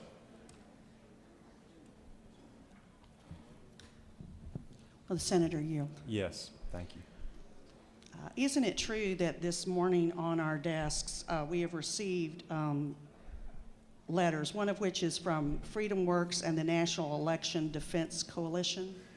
It's true. There's a letter there. There's also a letter which former Secretary of State Kathy Cox wrote to the citizens of the state of Georgia that's on the desk as well. Thank you, sir. I'm going to focus on this one first, but Okay. I'm happy to speak on those others. All right. But does the gentleman further yield? Sure. On this, isn't it true that the National Election Coalition is a national, nonpartisan, not-for-profit organization committed to promoting secure, accessible, transparent elections, and Freedom Works is a national organization of over 6 million members that are passionate about promoting free markets and individual liberty? Is that That's true, right. sir? And isn't it true that Freedom Works estimates that Georgia will have to pay another $50 million in interest, paying back the bonds that it must issue to purchase this system over 20 years, even though the system itself is not expected to last beyond 10 to 12 years, such that Georgia will have to purchase a replacement system while it's paying off this insecure system? Right. Isn't that true, sir? Well, first of all, I disagree with your assertion that this is an insecure system. That is not correct. I believe that it is a secure system. And, you know, the machines that we're using now have lasted us 17 years, and, you know, they have needed some maintenance, but they're working. But the reason that we're changing it is because we're adding one of the reasons is that we're adding the paper component to the system of elections. So, Does the gentleman further Yes. yield?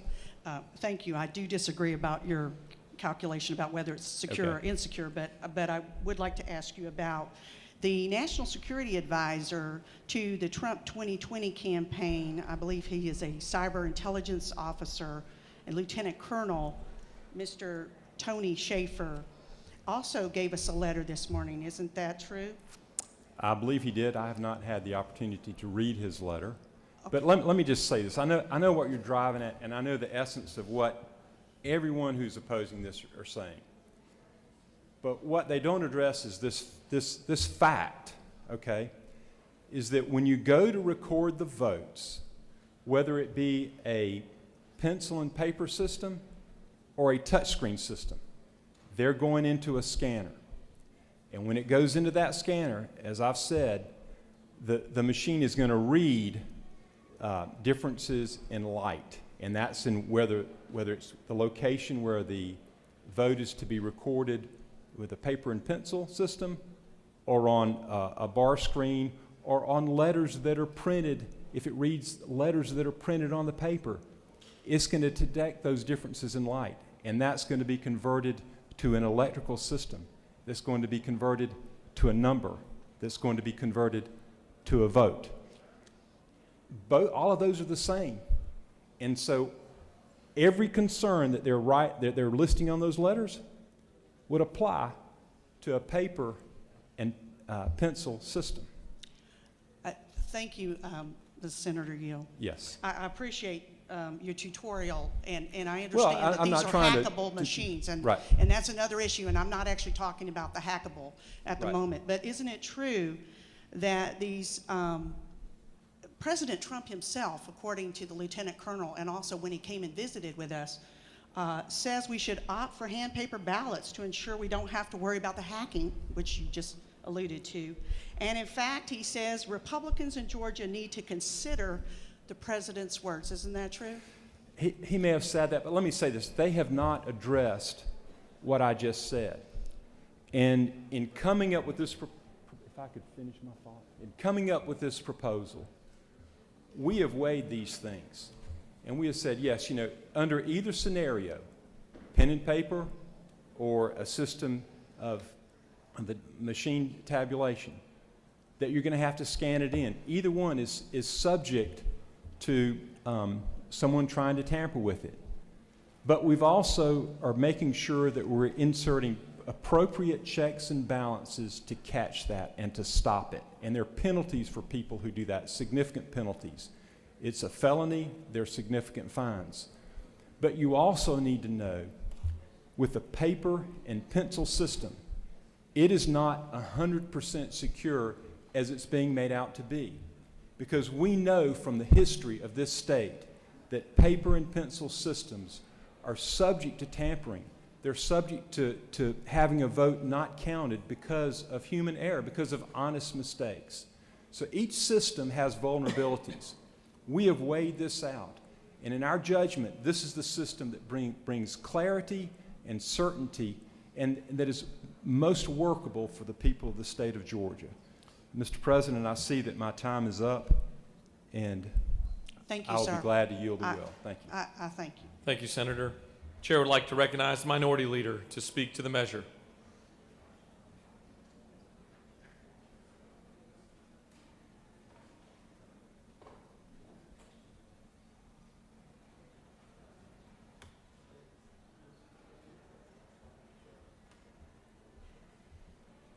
Mr. President, members of the Senate, I get up to rise to give you kind of a general reason why I'm opposing this bill today, why I think that we can do better as a body. Number one, clearly we are setting a terrible precedent, and I hate to have that happen early in our new president's term, that we are totally disregarding state law and Senate rules as far as the need for a fiscal note. There is no doubt a 10th grade student should be able to read the state statute that requires a fiscal note or the Senate rules and see that we should have a fiscal note for a bill that openly and clearly meets that standard of financial impact of the state. And the fact that we put money in the budget is not addressed in those. It does not provide an exemption. And the very fact that that is brought up means we admit it's a financial impact. And we have now received information from a third-party group that this could cost over $200 million. We have new information coming from the Secretary of State's office on the cost. So it's clear that this statute and Senate rule have not been abided by, and it's a bad precedent. Therefore, I think later in the day we should try to address that. Secondly, I want to say the process. That goes to the process when we talk about the fiscal note. This is not a new issue. This has not come up on a lawsuit on day 6 of the session that we need to jump and do something. This has been discussed last year, the year before, and the year before that. There is a reason. It is not an accident. There is a reason we do not have a fiscal note, and it should concern members of this body. And since information is coming to light from the Secretary of State today, we should study that financial information and make sure we're protecting our constituents. But the process is flawed when we know we need a fiscal note and we do not ask for a fiscal note, and this body does not demand a fiscal note. Second, the process, I think, should be reviewed because the one thing that we should hold most dear is the security of Georgia voters. And the one most highly regarded expert on the SAFE Commission, a cybersecurity expert, voted no. And other cybersecurity experts, in the vast majority, say this ballot marking device is not the safest way to go. And we should pause today and reflect on that. Besides the budgetary impact that we would have seen up front in the cost, I don't think there's been a real study on the licensing agreement and the maintenance cost that was also addressed in a state law saying that we should consider local costs, and we're not doing that. That's another reason we should stop. Now, just on our own committee process and how it's gone in the Senate, I have problems with it. I appreciate the chair of this committee allowing us to get some amendments in. But that was a strained process. That committee was announced 24 hours ahead of time. And when someone 20 minutes after that got amendments up, minority party amendments up because they saw it posted, we were first told, well, they weren't 24 hours. Later, the chairman, in her generosity, allowed those amendments to go forth. But it was rushed. We did not need to have this bill voted on crossover week. We did not have to do that. We have 20 days left in the session, and we should address that later in this process today. We had not seen in the committee experts from Alabama who run a state that has paper ballots, or other states that are primarily or completely paper ballots. We should have had those experts in. We should have had more paper ballot machines here at the Capitol be tested. This process seems like it's being driven for one vendor. And that raises another concern that puts a heavy burden on you. That burden is to make sure the public believes us, that we're protecting them, that we're looking out for them. Because the governor's top staff is either now a registered lobbyist or was a registered lobbyist for one of the companies competing for this bid. And there is obvious appearance of bias or a conflict of interest among this administration and the purchasing of this equipment. This is a very large purchase, and we should make sure we do not allow that appearance of conflict of interest to go any further. We as a Senate should stand up and demand fiscal notes and demand this process be fair. And we're not standing up to the level that I think most of you would want. I believe, and I call on the governor to say right now, that with the conflict and appearance of conflict of interest in his office, that we should rule out any company that he has made high staff working for him, that they work for that company. We should rule them out so the public doesn't think that we're somehow biased or tainted on where we're going with this contract. Because many of the advocates have said to me, it looks like you're drawing a bill for a company and not for the people of Georgia. I'll leave that up to each and every member. Lastly, I'll say this. I applaud my caucus for trying to have a positive impact on this. The committee chair, which allowed some amendments, allowed some very strong and good amendments on audit language, and I'm proud of the caucus for coming up with those ideas. I'm proud of my colleagues in the House who worked on the exact match and making sure primary locations, voting locations couldn't be changed too close to election and making other improvements. But before this bill comes to a vote, we're not going to do it now. We're going to let other people raise concerns and issues. Before this bill comes to vote, I'm pretty sure there's going to be a motion to table this bill. And I tell each and every one of you that we have till April 2nd to get this right.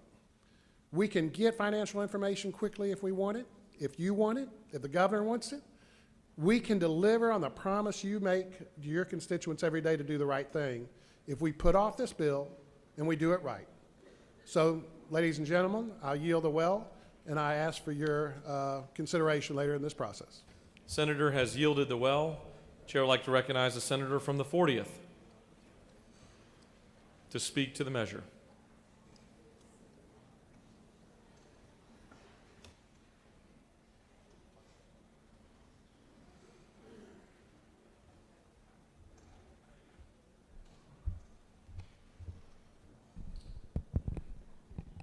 Thank you, Mr. President. Ladies and gentlemen of the Senate, I rise to share my concerns with you regarding House Bill 316, which will determine how we vote for the next decade.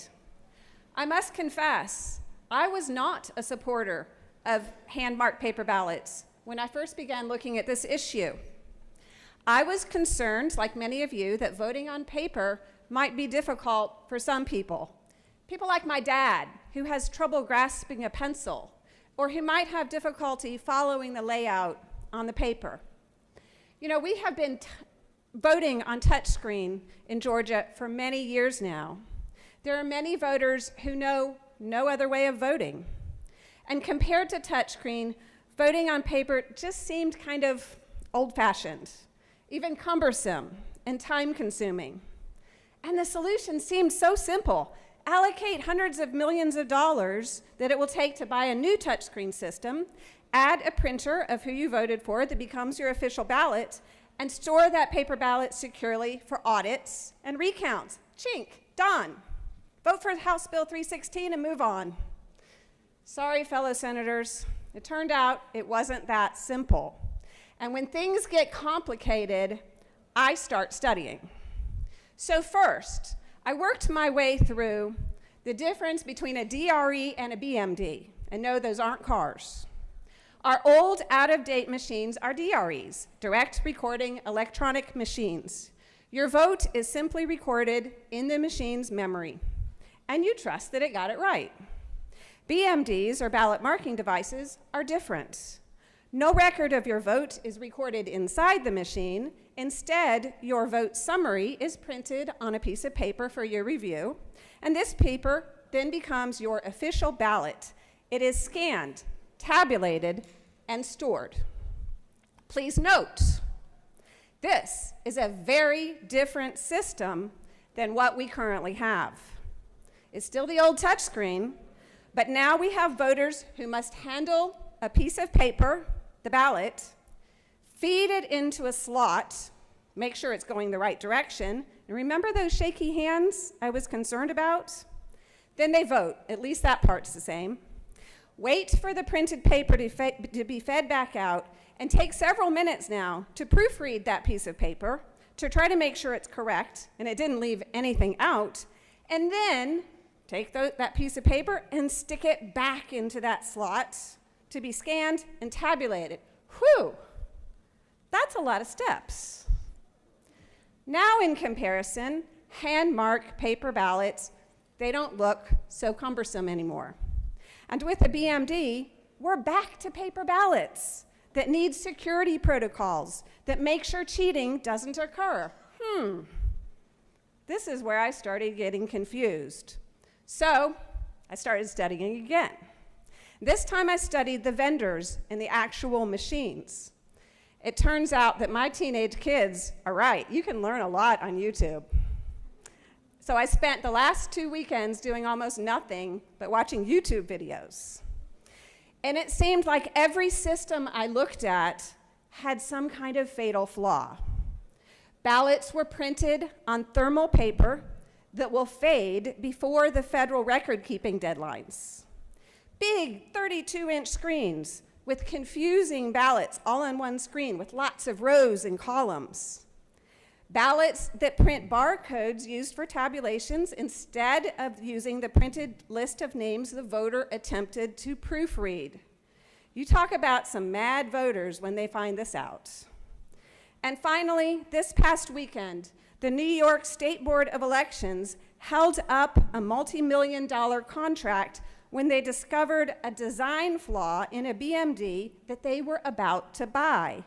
It seems that the machine was designed so when that ballot went back, when the ballot, after it was proofed by the voter, and they stuck it back into that slot to be scanned, it actually goes past the printer again after the voter has checked it for mistakes.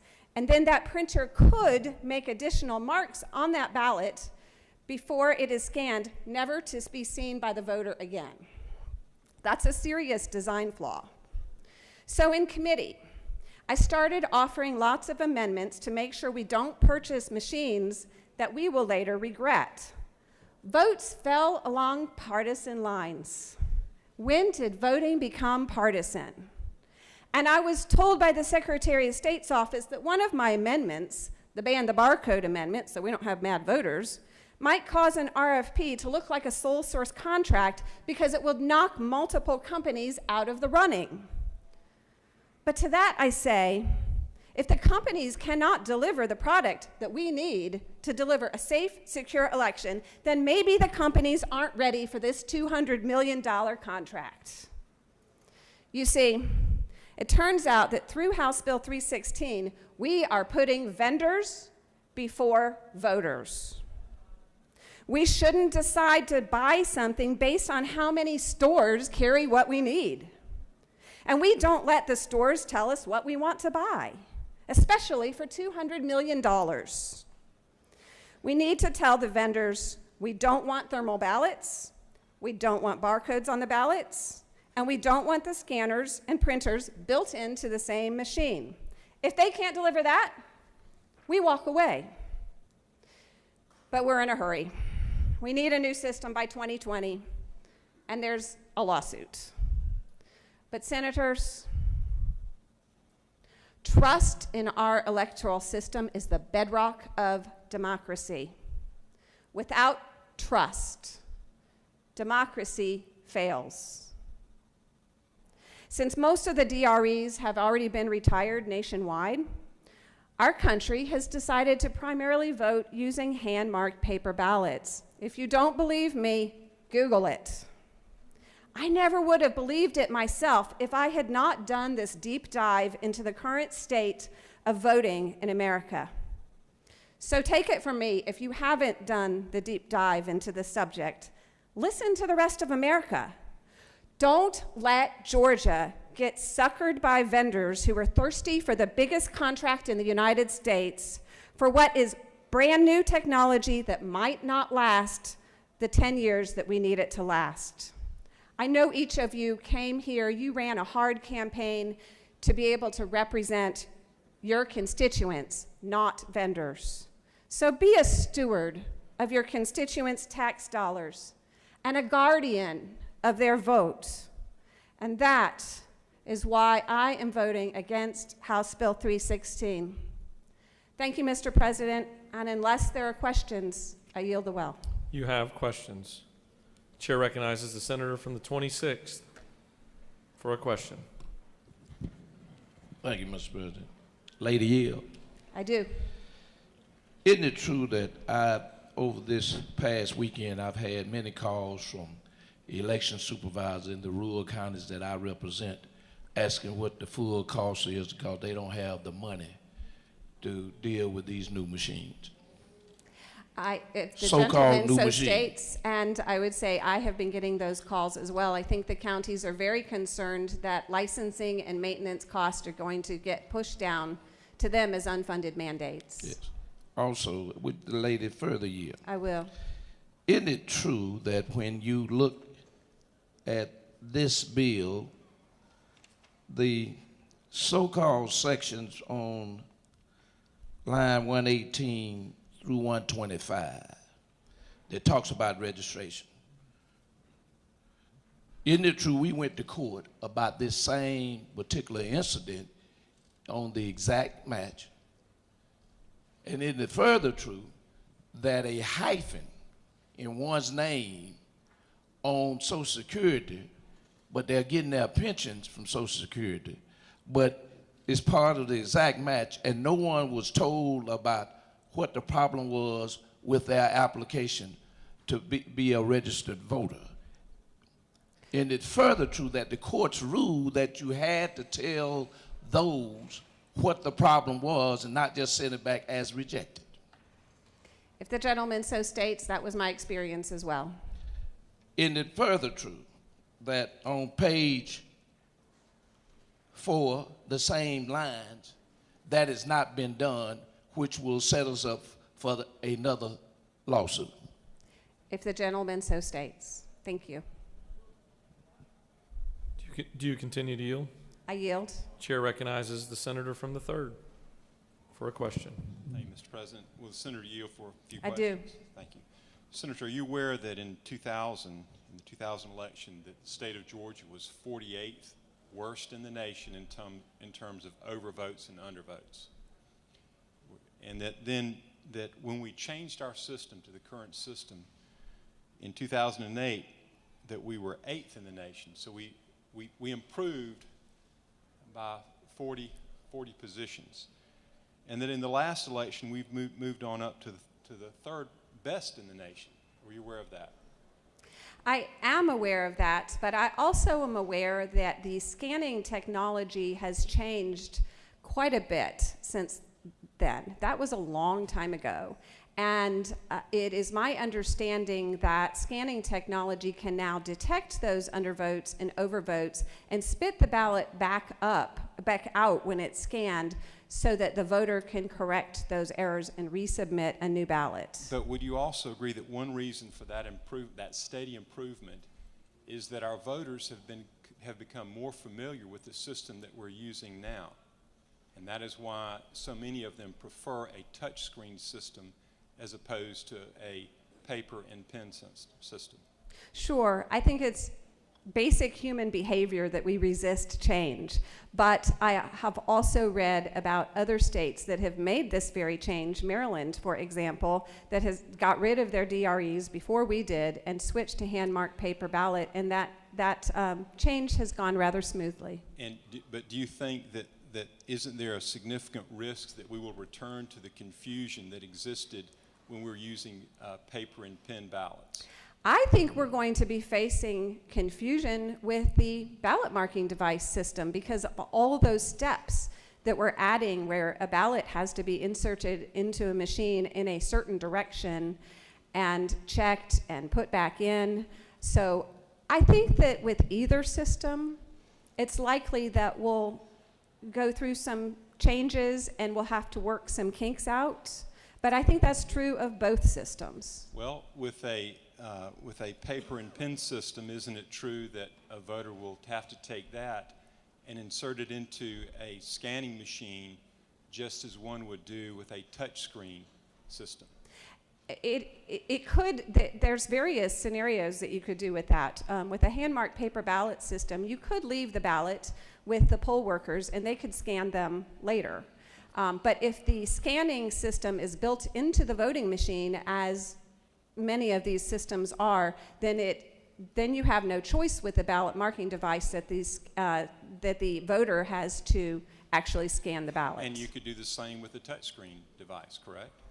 You could if you purchased a product that way. You could leave it that way. You could if you purchased the product that way, but many of the ballot marking devices are sold as units where the printing and scanning is done at the voting machine. And isn't it true that a scanner that scans pen and paper ballot could also have a defect in it, which could render the system unusable? And that's why we have audits. And I think the audit with the hand-marked paper ballots is probably a stronger audit. There are experts who say that an audit with a BMD system is actually ineffective because so many of the people might have difficulty validating their ballot. So you would be, in an audit with a ballot marking device, you would have to expand your audit to include more people because you have fewer ballots that are 100% validated. I'm not sure I understood that, but thank you, Senator. Do you continue to yield? If there are more questions. The chair recognizes the senator from the 19th for a question. Thank you, Mr. President. Senator Yield. I do. Senator, thank you for your comments about trust and in our voting system as it being the bedrock of our democracy. Based on that, would it be fair to me to believe then that you only believe that U.S. citizens should vote in elections?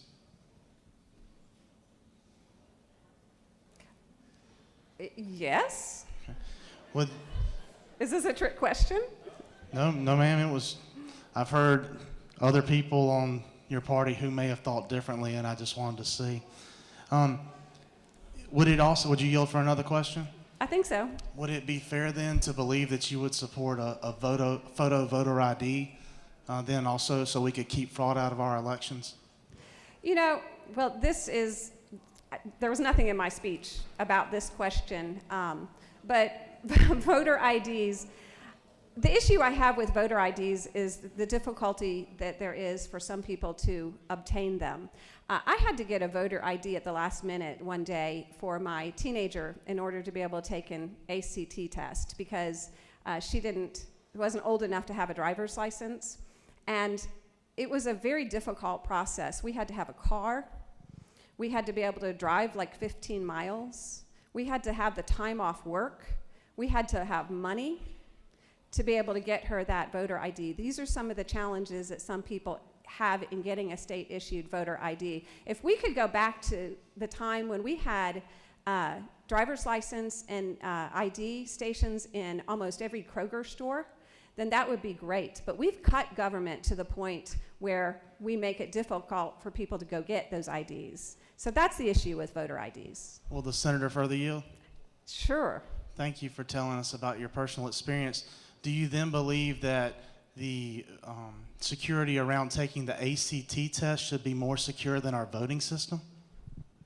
Well, there was just a huge cheating scandal with the ACT, so I'd say it might not be very secure. Do you continue to yield, Senator? Sure. Chair recognizes the senator from the 38th for a question. Thank you, Mr. President. Will the senator yield? I do. I really wanted to ask this to the gentleman from the 3rd, but I guess his time ran out. When we talked 17 years ago, I lived 17 years ago. I won by 1 vote. Y'all always go to Florida, a hanging chad that we found when we recounted votes at Fulton County. I've lived this. It's not, it's not a joke to me as to what we're doing. I asked for 17 years ago when I came in here that we have a valid trail. So when you have that situation, you are able to actually go back and look at it and see that the computer has not been hacked. All of this is stuff that you all are redoing over again. Some of us actually lived it, and I'm living proof of it. I'm thankfully glad that I'm still here after this amount of time. But I'm asking you the question, my biggest question, I've made a statement, but my biggest question is, it is not true that we have been involved in hanging chads before we went to the new computer system. Yes, that we had the issue with hanging chads back in the year 2000. Okay. So this was the argument 17 years ago. Is it not true that we put vendors, which was mentioned before voters 17 years ago? And I'm going to Diebold. They specifically wanted Diebold to have this contract 17 years ago. Yes, and with those DRE machines, if there was a metaphoric hanging Chad inside the machine, we never would have even known. Thank you. Do you continue to yield? If there are more questions. There are more questions. Okay. Chair recognizes the senator from the 41st. Thank you, Senator. If you will yield for me for 2 quick questions. One, from a previous questioner, he mentioned about the auditing and the security of the system. Is it not true that one concern is at least one or more vendors have a copyright product that maybe the original software can't be fully vetted by our governmental agency? And in fact, there was a lawsuit recently that questioned the election or the vote and wanted to get that information. The judge said, well, since you can't get that information, we're dismissing the case. Is that one concern, the licensure and restrictions on copyrighted material? Yes, these are private for-profit companies. So any attempt to obtain source code is usually met with an answer of, we can't provide that, that's proprietary information.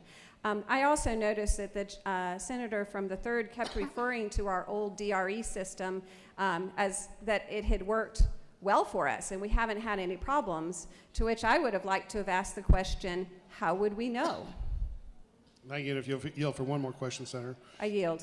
Is it not true that the Minority Caucus had an amendment? You had a discussion about machines that had printers built in it. Did we not have an amendment that would have said you could not have a combination machine with all those elements, printer, scanner, et cetera, BMD, in it, but it was rejected at the hearing?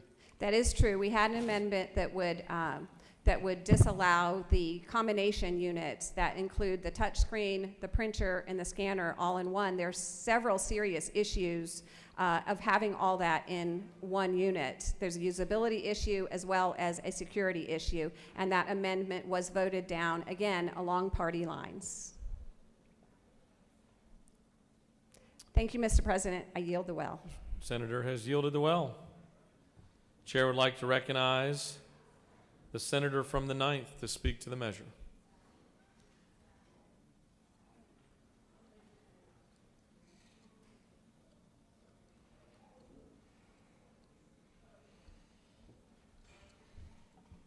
Thank you, Mr. President. I had my light on for the last 2. I wanted to ask a question. I'll touch on that here in a moment. One thing I wanted to touch on, and it was actually spoken to in an earlier line of questioning, was the fact that a good part of this bill is that many in our disabled community will be able to vote in the exact same way that everyone votes, and I think that's a very positive issue in this bill. But I've heard a lot of complaints about security. I've heard the word hacking, and I was going to ask the question to the last 2 senators who spoke, how many instances have there been of hacking in the last however many years that we've been with our current system? Our current system is in a non-connected environment. It's not connected to the internet. The ballot marking devices proposed will be in that same non-connected environment. The ability to hack these machines, and the answer is 0, by the way. There have been none. Due to that fact, it would be almost impossible with technology and coordination required to hack these devices, to be able to go in and physically open up the devices, to try to gain connectivity to each device. It would be almost impossible to do this when they're in a non-connected environment. So I propose to you that this being brought forward is not an issue. We should always be wary, we should always be careful, but on a grand scale, I don't believe this to be an issue. Now, the alternative being proposed is a hand-marked paper ballot. And I would propose it only takes one simple item, one simple device, to hack a paper ballot. And I keep it in my coat pocket. It's a pen. Mr. President, I yield the well. Senator has yielded the well. Chair would like to recognize the senator from the 6th to speak to the bill.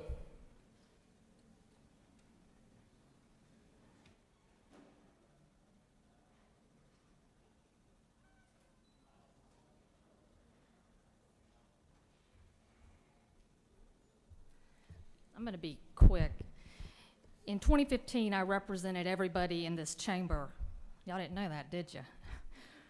When I filed a class action on behalf of all Georgia voters whose personal information had been released by the Georgia Secretary of State. Each of you was a victim.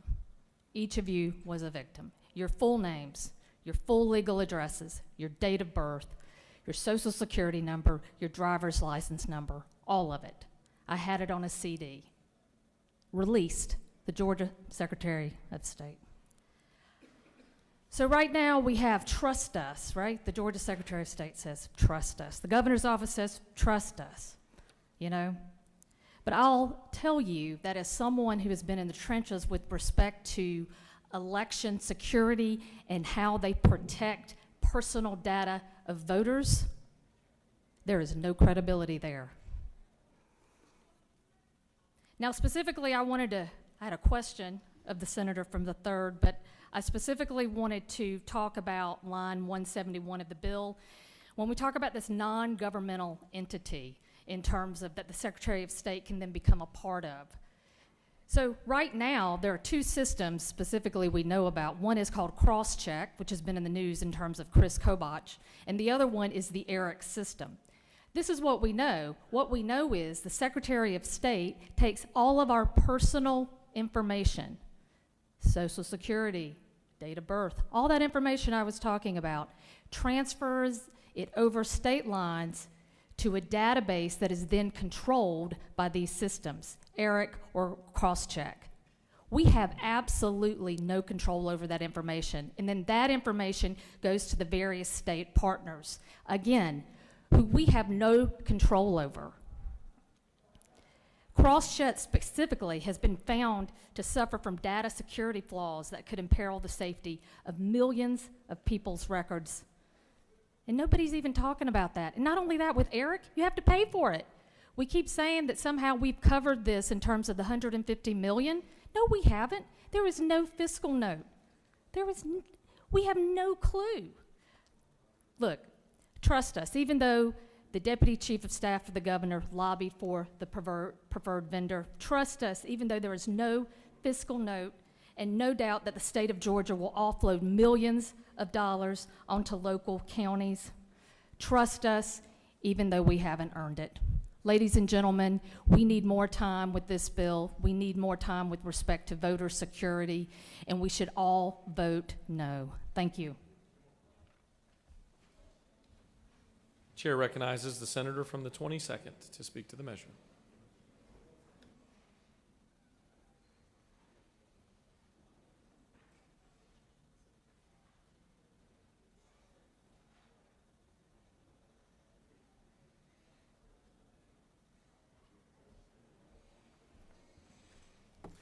Thank you, Mr. President. I rise in opposition to this bill, and I also want to focus on that page 6, line 171, dealing with a non-governmental entity. As I was asking the questions of the proponent of the bill, I was asking about whether this only applied to what is called ERIC, which is basically a bipartisan group that some people are pretty much satisfied with. But, as Senator from the 6th just related, it is not the only group that is out there. There are actually other potential groups that are coming up that also can fit this particular metric, which is basically it just has to be Secretary of States or those from states. Crosscheck is one of those. Not only has it been violative of persons' personal security, it has also been shown to be ineffective as far as actually looking at the voter rolls. A study with Harvard, Stanford, and the University of Pennsylvania said that their guidelines, Crosscheck guidelines, would result in what they were doing in deletions of at least 200 legitimate voter registrations, and they were looking at just a couple of states there. The Secretary of State of Minnesota said that our experience in Crosscheck indicates that a significant number of apparent double votes were actually false positives and were not double votes. And that state has basically left Crosscheck. And in fact, most states now are leaving that particular group. The point being that what you have going on is not only whether it's Crosscheck or ERIC, is you have these non-governmental entities which are starting to flourish. And this bill doesn't say that we're going to be regulated strictly to ERIC. It does not say that. It basically says that the Secretary of State can opt into any non-governmental entity that is out there. That is highly problematic when you don't have any control over it. Now, why does it become really problematic? Because when we look at page 8, lines 246 to 252, as I asked the proponent of the bill, I said, well, is there any way to know, number one, what the agreement is with this non-governmental entity? It's not in the bill. The second aspect of it is, if you read 246 to 252, this deals with when electors move from state to state. When an elector of this state moves to another state and the registration officials in such other state or a non-governmental entity, as described in subsection D of code section, as we just mentioned, sends a notice of cancellation or other information indicating that their elector has moved to such state, then that elector will receive notice confirmation. But we are acting upon a non-governmental entity. This is not something that came from another state, understand. So the process basically is you move to another state, the other state sends us information and says this person is registered in our state. They need to be removed from your rolls. That's one thing. This is a non-governmental entity that will basically come and say, we think we have information that this elector is moved. Yes, you send the confirmation notice, but we know that those things have been fraught with problems. So this will be a non-governmental entity. So here's the situation that you could have. Government of South Carolina, for instance, says, we don't have any registration of this person, but the non-governmental entity, whoever that may be, insists, no, they're registered in South Carolina. Well, the Secretary of State of Georgia could actually use that information to send a confirmation notice. That person doesn't answer it, and they're removed from the rolls. That's a non-governmental body doing that. And you can say, well, that won't be very many people, but I would argue that, look, any persons who have been proponents of voter ID laws ought to be very concerned about this. Because when you look at the voter ID law in its reality, what you're talking about is the following situation. You're talking about supposedly sending somebody in to vote for somebody else, supposedly paying them. The person that they're going to go vote for doesn't know that somebody's going to go vote for them, or if they do know that somebody's got to go vote for them, they have to also be quiet. And then the person that's going to go vote can't live in the same city because the person who's there as a campaign worker might know them and say, well, don't you live in such and such area? So now you got to bust somebody in from another state to do that. That's really what goes on. And so anybody who's willing to follow down that kind of rabbit hole certainly should look at this and say, wait a minute, we got non-governmental entities telling us that somebody might not be able to be registered to vote, and our Secretary of State can act upon that and take that person off the roll? Certainly anyone who can follow that kind of rabbit hole about persons voting for people and they can't live in the city and they can't live in the state, certainly you ought to be concerned. And so how can we alleviate that concern? We don't have to look any further than just the state of Florida. That's why engrossing this bill is so problematic, and that's why I asked the question. Is there any report that has to be made pursuant to this bill, not some transparency argument, not some obscure rule that the Secretary of State got hidden somewhere, but in this bill, with the state of Florida, who also has joined ERIC, solves it, and we could have done the same thing. And it says, if the department becomes a member of the non-governmental entity, the department must submit a report to the governor, the president of the Senate, and the Speaker of the House of Representatives each year. The report must describe the terms of the non-governmental entity membership and provide information on the total number of voters removed from the voter registration system as a result of the membership and the reasons for their removal. That is transparency. That is actually making sure that we're not just following the lead of a non-governmental entity without some type of verification process. Why could that not be in this bill? Because we're rushing through it, because we're going too fast. That is common sense. Whether we think we should be in ERIC or some other non-governmental entity, apparently that debate is supposedly closed.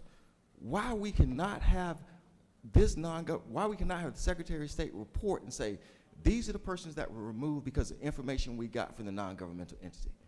Because inevitably it's going to happen. And it doesn't matter, according to person, it doesn't matter if it's 1, 2, 10, or 20. But inevitably there's going to be a conflict between the non-governmental entity and a government saying, well, we don't have them registered here. The non-government entity says they do. The person's going to get removed, and people are going to once again lose distrust in the system. And they could have kept that trust if we'd have added just one more paragraph in this bill. That is among many reasons why I oppose this particular piece of legislation. And with that, Mr. President, I yield the well. The senator has yielded the well. The chair recognizes the senator from the 44th to speak to the measure.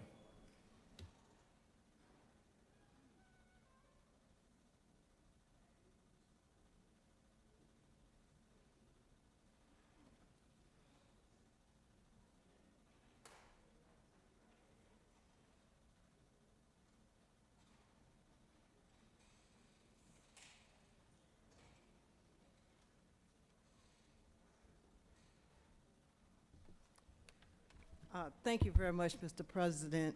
Colleagues, I just want to make a few observations, just one or two about this bill. I really think we need to protect the integrity of the vote. Most of you know that I am opposed to suppression of the vote, especially the black vote. People being thrown off the voter rolls, I'm opposed to, and opposed to non-transparency.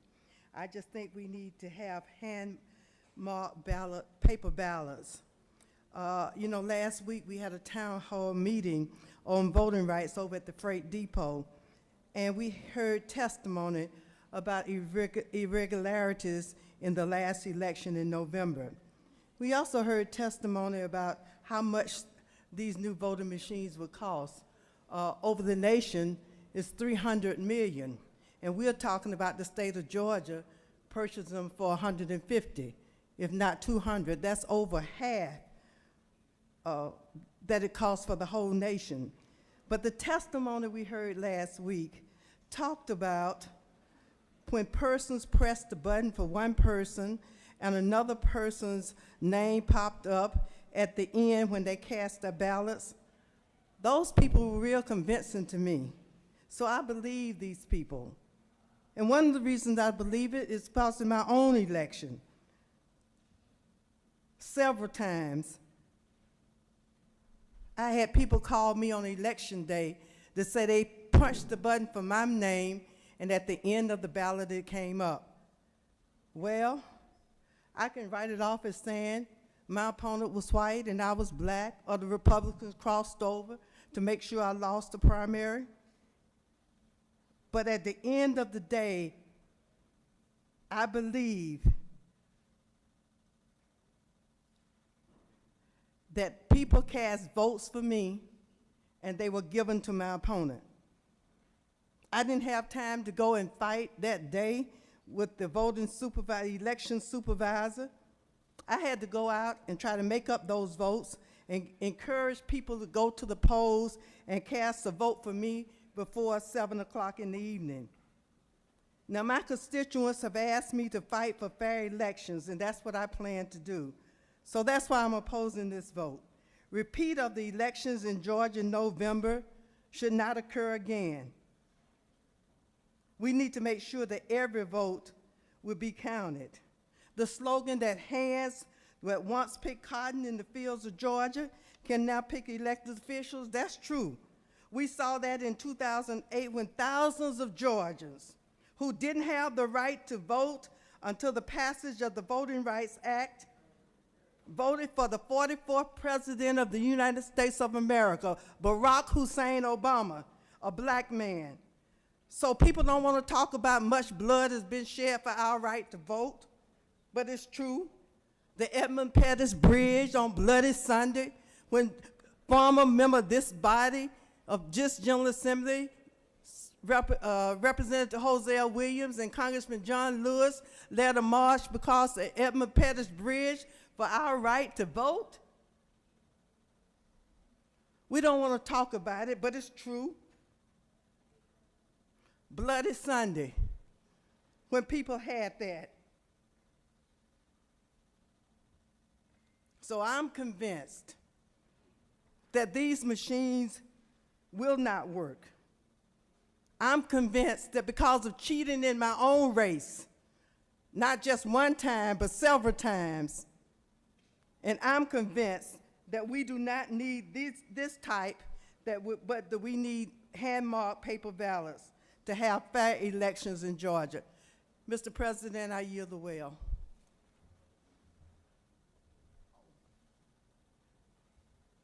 Chair recognizes the senator from the 48th to speak to the bill.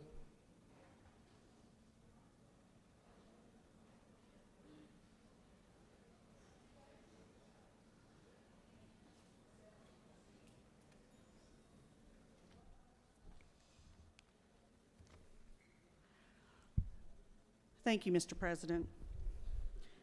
As a whistleblower attorney who works tirelessly to protect taxpayer dollars, I simply cannot vote for this bill in good conscience, and neither should you. This is the largest ever voting machine purchase in U.S. history. Did y'all hear that?